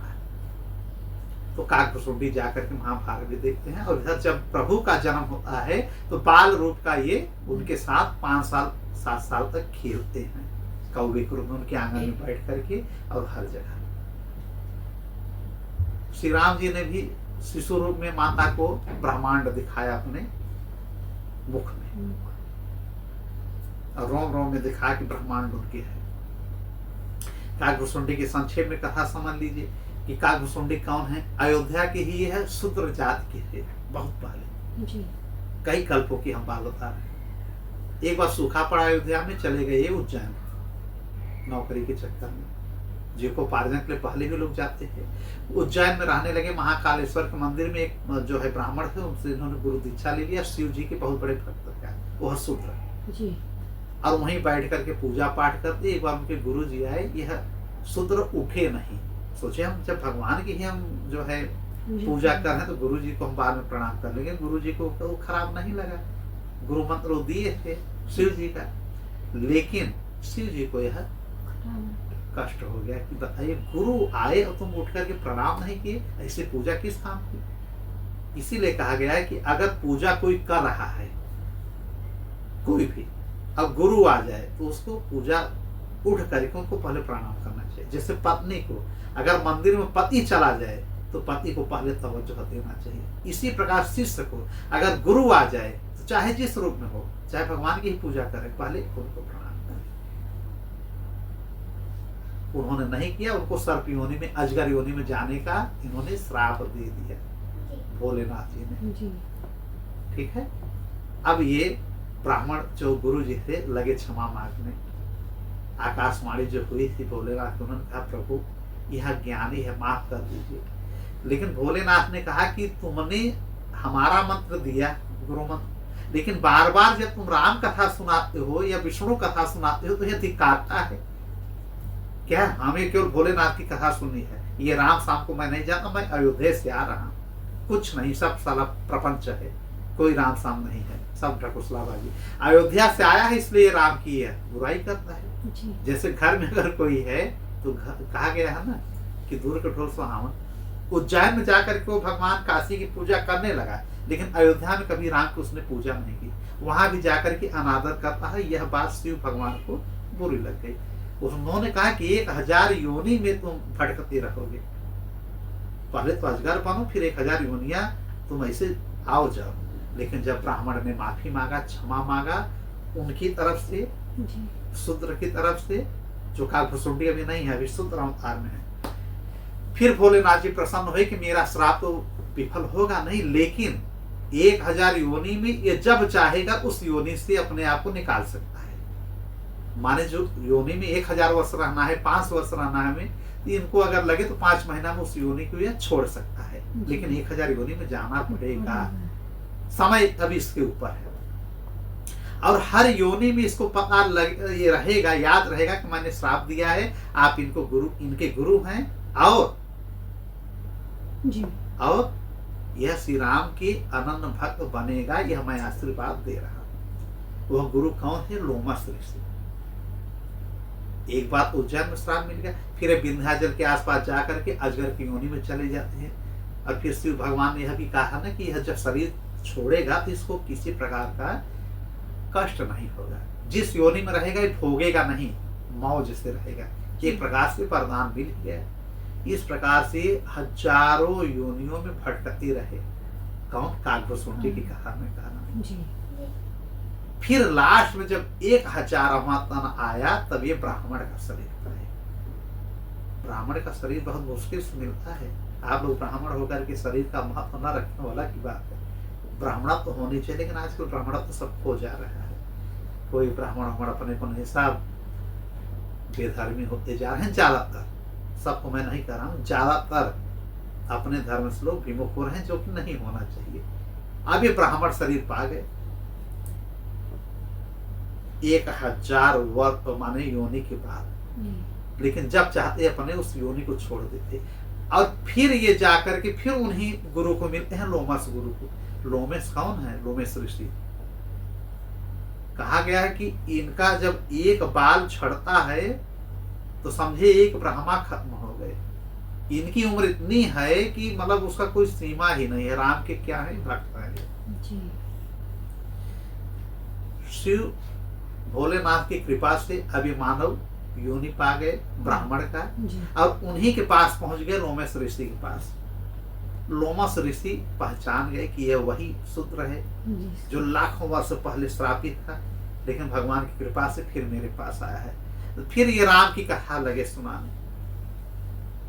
तो यह निर्गुण कथा सुनाते थे लोमस ऋषि, मतलब कि उनकी मूर्ति की पूजा करनी चाहिए, ये पूजा करनी चाहिए। वो कहते नहीं, हम साक्षात हम पूजा करेंगे, देखेंगे साक्षात उनको पर ब्रह्म कैसे है, कैसे दर्शन होगा, ये बताओ। इसी में तू मैं इनका विवाद हो गया। उनके हर बात को यह काकभुसुंडी काट देते। लोमस ऋषि को गुस्सा लगा कि तू सुधरा नहीं है अभी, काव काव काव काव काव काव हर बात हमारी टाल दे रहा है, जबकि सत्संग होना चाहिए तो बोलना नहीं चाहिए। जा तो काव काव करा, कौआ बन जाए। ये तत्काल कौआ की योनि में हो गए। अब कौआ की योनि में हो गए तो उड़ते उड़ते चले गए अयोध्या। तब तक भगवान श्री राम जी का जन्म हो चुका था शिशु रूप में। अब पहली मुलाकात इनकी वहां पे होती है और ये ब्रह्म लीला ये करते हैं परमात्मा श्री राम जी। और उस लीला से प्रभावित होकर के कि ये कौआ शरीर में हमको भगवान का दर्शन हो गया। अब भगवान ने कह भी दिया कि जो शरीर चाहो तुमको दे दें। ब्राह्मण सब क्या बन गए? कौआ।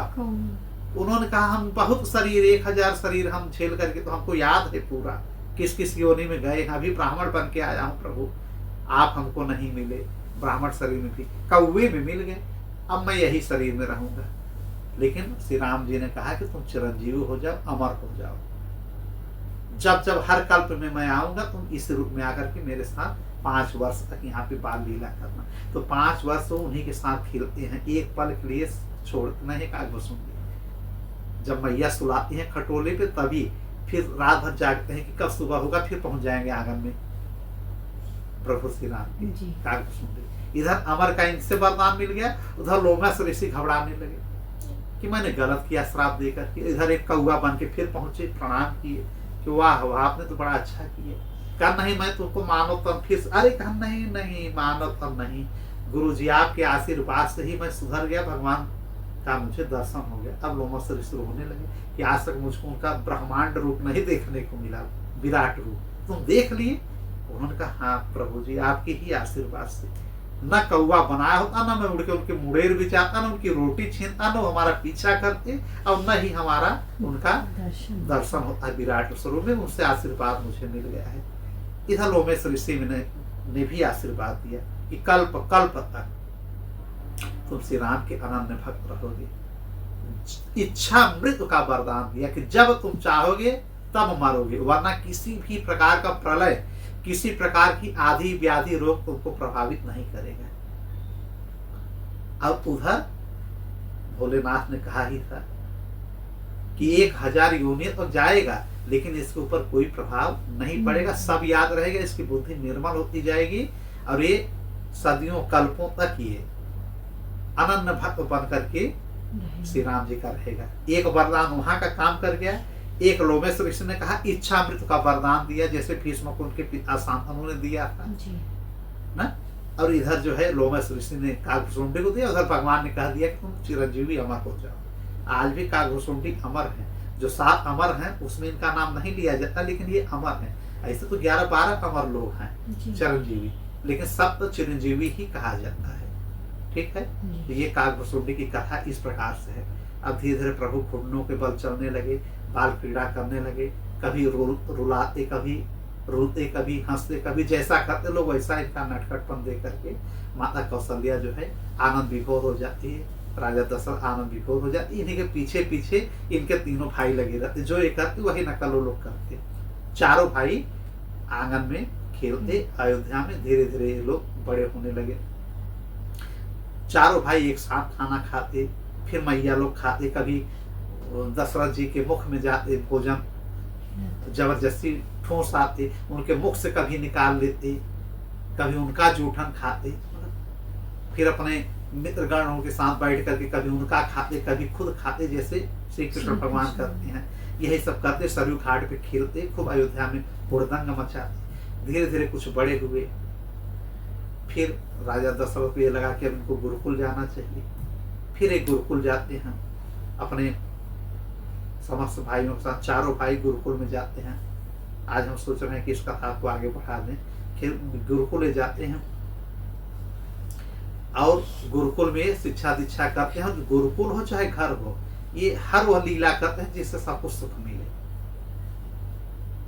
ये जब सुबह उठते थे सबसे पहले तो माता पिता का है पैर छूते थे, इनका एक काम ही था। जैसे आजकल के लड़के क्या करते हैं, उठने पर मोबाइल चलाएंगे, माता पिता अगर मिल गए तो गुड मॉर्निंग मॉर्निंग, क्या है गुड मॉर्निंग समझने का, कम से कम यही संस्कार है। इसीलिए श्री राम की कथा कही जाती है कि जो जो श्री राम जी ने किया है वो सब कर सकते हो, और जो जो श्री कृष्ण ने किया है वो नहीं कर सकते हो। कौन रखेगा 16,108 रानियां और लाखों करोड़ों प्रेयसी, 3 करोड़ तो टीचर रखे थे पढ़ाने के लिए श्री कृष्ण, इतना बड़ा उनका परिवार हो गया। तो वो मत करो, लेकिन ये तो कर सकते हो, श्री राम का जो धर्म मर्यादा है इसको तो कर सकते हो। बाबा तुलसीदास जी ने कहा ना कि प्रातः काल उठिके रघुनाथा न मात पिता गुरु नाम ही माथा। प्रतिदिन का काम था कि गुरु के पास जाना, गुरुआइन के पास जाना, पिता के पास जाना। सबसे पहले पिता के पास जाकर के प्रणाम करते थे, फिर माता जी के पास। माने यह पितृभक्त है सबसे पहले, और फिर मातृभक्त है। यह प्रतिदिन का नियम है। सुबह उठते ही पहले प्रणाम करते, फिर अन्य क्रिया करते थे बचपन से ही। और जो यह करना शुरू किया वही इनके भाई करते, वही सब संस्कार बन गया, वही सारे अयोध्या के लोग करने लगे कि देखा छोटे से बच्चे हैं श्री राम जी साष्टांग प्रणाम करते हैं अपने पहले पिता को, तुम लोग भी करो। तो यह एक सिस्टम बन गया। आज भी यह सिस्टम लोगों को लागू करना चाहिए कि प्रातः काल उठ के रघुनाथा मात पिता गुरु नाम माता। जे ही विधि सुखी हो ही पुरलोगा, कर ही कृपा निधि सही संजोगा। सारा वह काम करते हैं जिससे लोगों को सुख पहुंचे। अल्पकाल सारी विद्या इन्होंने ग्रहण कर लिया। भगवान है, परमात्मा है, को विद्या की कितनी जरूरत है। अल्पकाल में ही विद्या सब ग्रहण कर लिए। फिर कुछ महीने के लिए राजा दशरथ से कह करके समस्त भाइयों से सारे तीर्थों का यात्रा कर लिए। ठीक है, धनुष बाण में निपुण हो गए चारों भाइयों से। और सबसे ज्यादा प्रभु श्री राम जी को कौन मानता था? कैकेयी माता मानते हैं।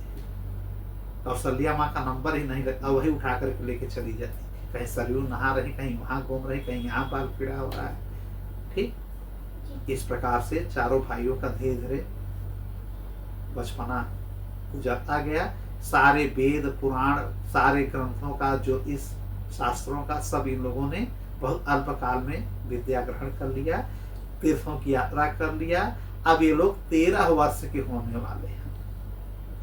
ठीक, जी अब एक मंत्रिमंडल बैठा हुआ है। राजा दशरथ जो है बड़ा शोक में पीड़ित हैं कि अब हमारे बच्चे बड़े हो रहे हैं, पहले शादी पहले होती थी, इन लोगों का ब्याह करना है। कैसे मैं राजाओं से कहूं कि आओ हमारे बालकों को स्वीकार कर।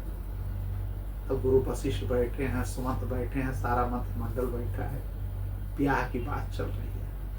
तब तक खबर मिलता है कि विश्वामित्र जी का आगमन हो गया है। सरयू नदी स्नान किए विश्वामित्र, और बक्सर से, इनके आश्रम का नाम था सिद्धाश्रम, जी वहां से विश्वामित्र आ जाते हैं अयोध्या, सरयू स्नान करके अब पहुंच जाते हैं राज दरबार में। इनका सब उठ करके इनको प्रणाम करते हैं।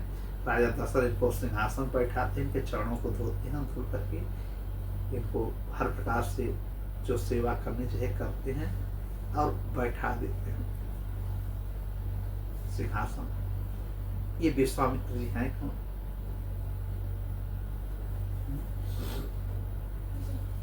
थोड़ा सा जान लीजिए। ब्रह्मा जी के पुत्र हुए कुश, राजा कुश। जी यही जो कुश हुए ना, यह राजर्षि कुश भी कहे जाते हैं। इन्हीं कुश के नाम से कौशाम्बी बस गई है। जी आज जो जिला है प्रयागराज के बगल, यह उनकी बसाई हुई उस समय की चली जाती है। धीरे धीरे अपभ्रंश होता गया, लेकिन आज भी नाम लगभग मेलजोल खा रहा है कौशाम्बी, राजा कुश की वजह से। तो ब्रह्मा के पुत्र हुए राजा कुश, राजा कुश के पुत्र हुए राजा कुशनाभ, और राजा कुशनाभ के पुत्र हुए राजा गांधी, और राजा गांधी के पुत्र हुए राजा कौशिक या विश्वामित्र जिसे कहा जाता है। यह कौशिक को विश्वामित्र कहा जाता है। समझ में? मतलब ये ब्रह्मा जी की ही पीढ़ी से का किया। हमने क्या क्या कहा? ब्रह्मा जी, राजा कुश कहा, कि राजा कुश से जन्म लिए राजा कुशनाभ, राजा कुशनाभ से कौन हुए? राजा गांधी, राजा गांधी से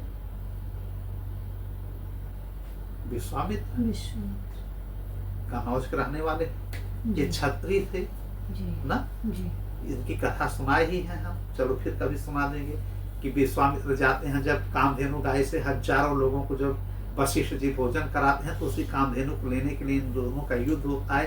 कामधेनु से इतने सैनिक निकलते हैं कि इनके सारे सैनिकों को मार दिया जाता है। फिर विश्वामित्र सोचते हैं कि मैं इतना बड़ा राजा हूँ, मेरा कोई शस्त्र बाण नहीं काम करा, वशिष्ठ एक दंड से हमारे सब सेनाओं का नाश कर दे रहे हैं। फिर एक कहते हैं धिक्कार है इससे राजा का, अब हम बनेंगे ऋषि मुनि। फिर लाखों वर्ष तपस्या करते हैं, फिर राजर्षि बनते हैं, राजर्षि से फिर ऋषि बनते हैं, ऋषि से फिर महर्षि बनते हैं, महर्षि से फिर ब्रह्म ऋषि बनते हैं। अब ब्रह्म ऋषि बन करके सारे चीजों का इन्होंने त्याग कर दिया है, हिंसा नहीं करना चाहते हैं विश्वामित्र। विश्वामित्र ने प्रेम भी किया मेनका से। कथा सब जानती हैं कि इंद्र ने तपस्या भंग करने के लिए मेनका को भेजा, मेनका से इनका प्रेम हो गया और मेनका धरती पर रहने लगी। लेकिन जब पुत्री होती है शकुंतला, तो उनको छोड़ करके चली जाती हैं स्वर्ग में। क्यों? क्योंकि अगर पुत्र पुत्री हो गया, अगर रुक जाओगे तो रुकना पड़ेगा, इसलिए चली जाती हैं। विश्वामित्र भी उनको शकुंतला को छोड़ के चली जाती हैं। फिर कण्व ऋषि उनका लालन पालन करते हैं। शकुंतला नाम इनकी बेटी का क्यों रखा गया पुत्री का? चूंकि सकुत लोगों ने सेवा किया, सकुत माने चिड़िया पक्षियों ने सेवा किया था। फिर उन्हीं शकुंतला से शादी होती है दुष्यंत की, उनकी कथा सुना होगा आप लोगों ने, क्या अंगूठी गिर जाती है, बाद में पहचानते हैं ये वो। फिर उन्हीं दुष्यंत राजा से और शकुंतला से एक बालक होता है भरत, जो बहुत सम्राट चक्रवर्ती होता है, उन्हीं के नाम से पड़ता है इस आर्यावर्त का नाम भारत या भारतवर्ष। तो भारत नाम देने में भी विश्वामित्र का सहयोग है। न मेनका से इनका प्रेम हुआ होता, न शकुंतला होती, न शकुंतला से भरत होते, न भरत से भारतवर्ष होता। यह वही विश्वामित्र है। रंभा को 10,000 वर्षों के लिए इन्होंने पत्थर भी बना दिया।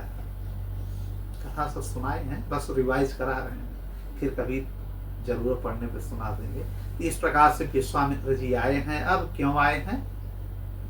राम और लक्ष्मण को ले जाने कहा? अपने सिद्धाश्रम। कहा? बक्सर। क्यों? क्योंकि वहां पे राक्षसों का बड़ा उपद्रव हो रहा है। उस समस्त राक्षसों का संहार करने के लिए ये लाए आए हैं यहाँ पे, ले जाने के लिए श्री राम जी को, श्री लखन जी को। जी। लेकिन यह बात दशरथ को अच्छी नहीं लगी। जैसे इन्होंने कहा कि हम ले जाएंगे वहां पे 10 दिन के लिए लेने आए, लेकिन नाराज हो जाते हैं राजा दशरथ और बेहोश होकर गिर जाते हैं। फिर पानी उन्हें फेंका जाता है, फिर उठाया जाता है, रोने लगते हैं राजा दशरथ कि अरे गुरुवर हमारे ऊपर कृपा कीजिए, मैं चौथे पन में बुढ़ापा में तो पुत्र पाया, अभी 13 साल भी नहीं हुआ, आप लेके चले जाएंगे और ऐसे राक्षसों को, कौन से राक्षस को मारने की बात कर रहे हैं? कहां एक ताड़का है, उनके 2 पुत्र हैं, कौन? मारीची और सुबाहु जी। ये सब रावण के रिश्तेदार हैं। रावण का नाम सुन के फिर एक बार गिरे दशरथ, फिर उठाया गया। कहा रावण जैसे रिश्तेदारों से और राक्षसों की टोलियों से ये छोटे छोटे बालक लड़ेंगे, मुझे ले चलिए, मैं मर भी गया तो कोई बात नहीं है, मैं चलूंगा, मैं हर प्रकार से धनुर्धर हूँ, भले बूढ़ा हो गया हूँ, लेकिन अभी हमारे अंदर क्षमता है, इन लोगों को मत ले जाइए। बहुत क्षमा याचना किए, लेकिन ये क्रोधित हो जाते हैं विश्वामित्र की। बस अभी तो बोल रहे हैं कि सारा राज्य तुम्हारा है, सारे पुत्र तुम्हारे हैं, सारा सब कुछ है, अब 2 पुत्र मांग रहे हैं तो कहाँ चली गई तुम्हारी? असत्य वचन बोले। सुना है हमने कि रकुल रीत सदा चली आई, प्राण जाए पर वचन न जाए। तो वचन दे करके कि सारे पुत्र हमारे हैं, हम 2 पुत्र मांग रहे हैं, 4 नहीं दे पा रहे हो। गुरु वशिष्ठ से अपने मंत्रियों से सलाह ले लो, फिर हमको बताओ, अब मैं गुस्सा हो रहा हूँ। तो विश्वामित्र के गुस्सा को देख कर घबराने लगे, जो कि विश्वामित्र के गुस्सा को सब जानते हैं। एक बार इन्हीं के यहाँ राजा हरिश्चंद्र को विश्वामित्र की वजह से पूरा राज्य छोड़ना पड़ा था। उनकी पत्नी तारा को दर दर भटकना पड़ा था, रोहित को सांप डस लिया था। ये कथा राजा दशरथ जानते थे, बोले कि अभी हमारे ऊपर भी यही होगा, ये वही विश्वामित्र है। फिर क्षमा मांगने लगे। फिर गुरु वशिष्ठ समझाते हैं। विश्वामित्र जी ने कहा कि ये अगर समझाएंगे तो समझ में आएगा। इन्होंने कहा हाँ। तो कुल गुरु वशिष्ठ समझाते हैं, इनको एकांत में ले जाकर के अपने मंत्रियों सहित सबको बैठा के कि यह बड़े भाग्य से आए हैं विश्वामित्र। इनके आने का मतलब क्या है कि तुम्हारे बच्चों का, बालकों का अब भविष्य उज्जवल होगा। इनके पास हजारों प्रकार के दिव्यास्त्र हैं, अस्त्र शस्त्र हैं, उसकी भी जानकारी बालकों को मिल जाएगी। अब बालक बड़े हो रहे हैं, कब तक घर में रखोगे? दुनियादारी थोड़ा इनको जाने दो, जंगल में घूमने दो, भ्रमण करने दो। और रही बात, ये स्वतः परमानंद है, परमा घन है, ये कोई साधारण मनुष्य नहीं है। ये राम लक्ष्मण ये सब विष्णु के ही अवतार हैं। काहे भूल रहे हो दशरथ जी, काहे मोहमाया में फंस रहे हो? और अभी जो यहाँ पंचायत हम लोग कर रहे थे कि इनकी शादी कैसे होगी, जब घर में राजमहल में बैठाए रहोगे तो इनको देखने कौन आएगा? ये लोग क्या करते हैं? केवल घर में बैठे हैं, क्रीड़ा कलाप कर रहे हैं। स्नान भी करने गए तो पूरी टोली जा रही है सैनिकों की, किसी की नजर पड़ रही है। अयोध्या में शादी करोगे क्या? तो दशरथ जी ने कहा नहीं। कहा और शर्मा रहे हो कि किसी राजा से कहो कि अपनी पुत्री की शादी करो, यही बढ़िया मौका है। विश्वामित्र जी लेकर के जाएंगे, सबकी नजर पड़ेगी, लोग जानेंगे कि आपके बालक अब बड़े हो गए हैं, तो आपके लगे शादी का प्रस्ताव आना शुरू होगा। तमाम प्रकार की बातों से संतुष्ट करके राजा दशरथ को विश्वामित्र के द्वारा यह सहमत हो जाती है कि अब विश्वामित्र ले जाएं। वशिष्ठ जी ने ऐसा समझा दिया। फिर ये तैयार हो जाते हैं कि आप ले करके हमारे पुत्रों को जाएं, और अपने पुत्रों से समझाते हैं राम लक्ष्मण को कि हे पुत्र, आज से तुम्हारे माता पिता और गुरु विश्वामित्र जी हैं, जो ये कहेंगे इनकी बात को कभी काटना मत। तमाम प्रकार की फिर पूजा पाठ करते हैं विश्वामित्र के, और विश्वामित्र जी इनको लेकर के जाते हैं। पहली रात रुकते हैं सरयू नदी के तट पर, और वहीं पे रात गुजारते हैं। और कहाँ? जमीन पे सैया बना करके। विश्वामित्र जी है ट्रेनिंग दे रहे हैं इनको कि आने वाले समय में 14 वर्ष बिताओगे, पहले 10 दिन मेरे साथ तो बिताओ कुटिया में। पहाड़ पहाड़ घूमो तो सही, जंगल जंगल घूमो तो सही, जमीन पे सो तो सही, यह ट्रेनिंग दे रहे हैं गुरु विश्वामित्र। विश्वामित्र। अब वेद पुराण और धनुर्धर की शिक्षा पहले ही पा गए थे वशिष्ठ के द्वारा, शिक्षा दीक्षा वहां पा गए। अब कैसे जीवन जीना है, क्या करना है, यह शिक्षा देने के लिए विश्वामित्र जी आए और लेके गए सरयू नदी के तट पे। अब अगला प्रसंग हम लोगों का जो बनेगा, अगली कथा हम लोगों की होगी ताड़का वध से लेकर के। अब हम लोग चलेंगे, सीता विवाह। नहीं सीता विवाह नहीं पहुंच पाएंगे, जी। कोशिश करेंगे कि जितना आगे निकल जाए, हो सकता है अगले प्रसंग में अहल्या तक पहुंचा जाए। जी। ठीक है, तब जी। तक के लिए कथा यहीं पे हम लोग आज विश्राम करते हैं। जी। ठीक, जी। राधे राधे, राधे जय श्री राम, जय श्री जय राम। श्री राम।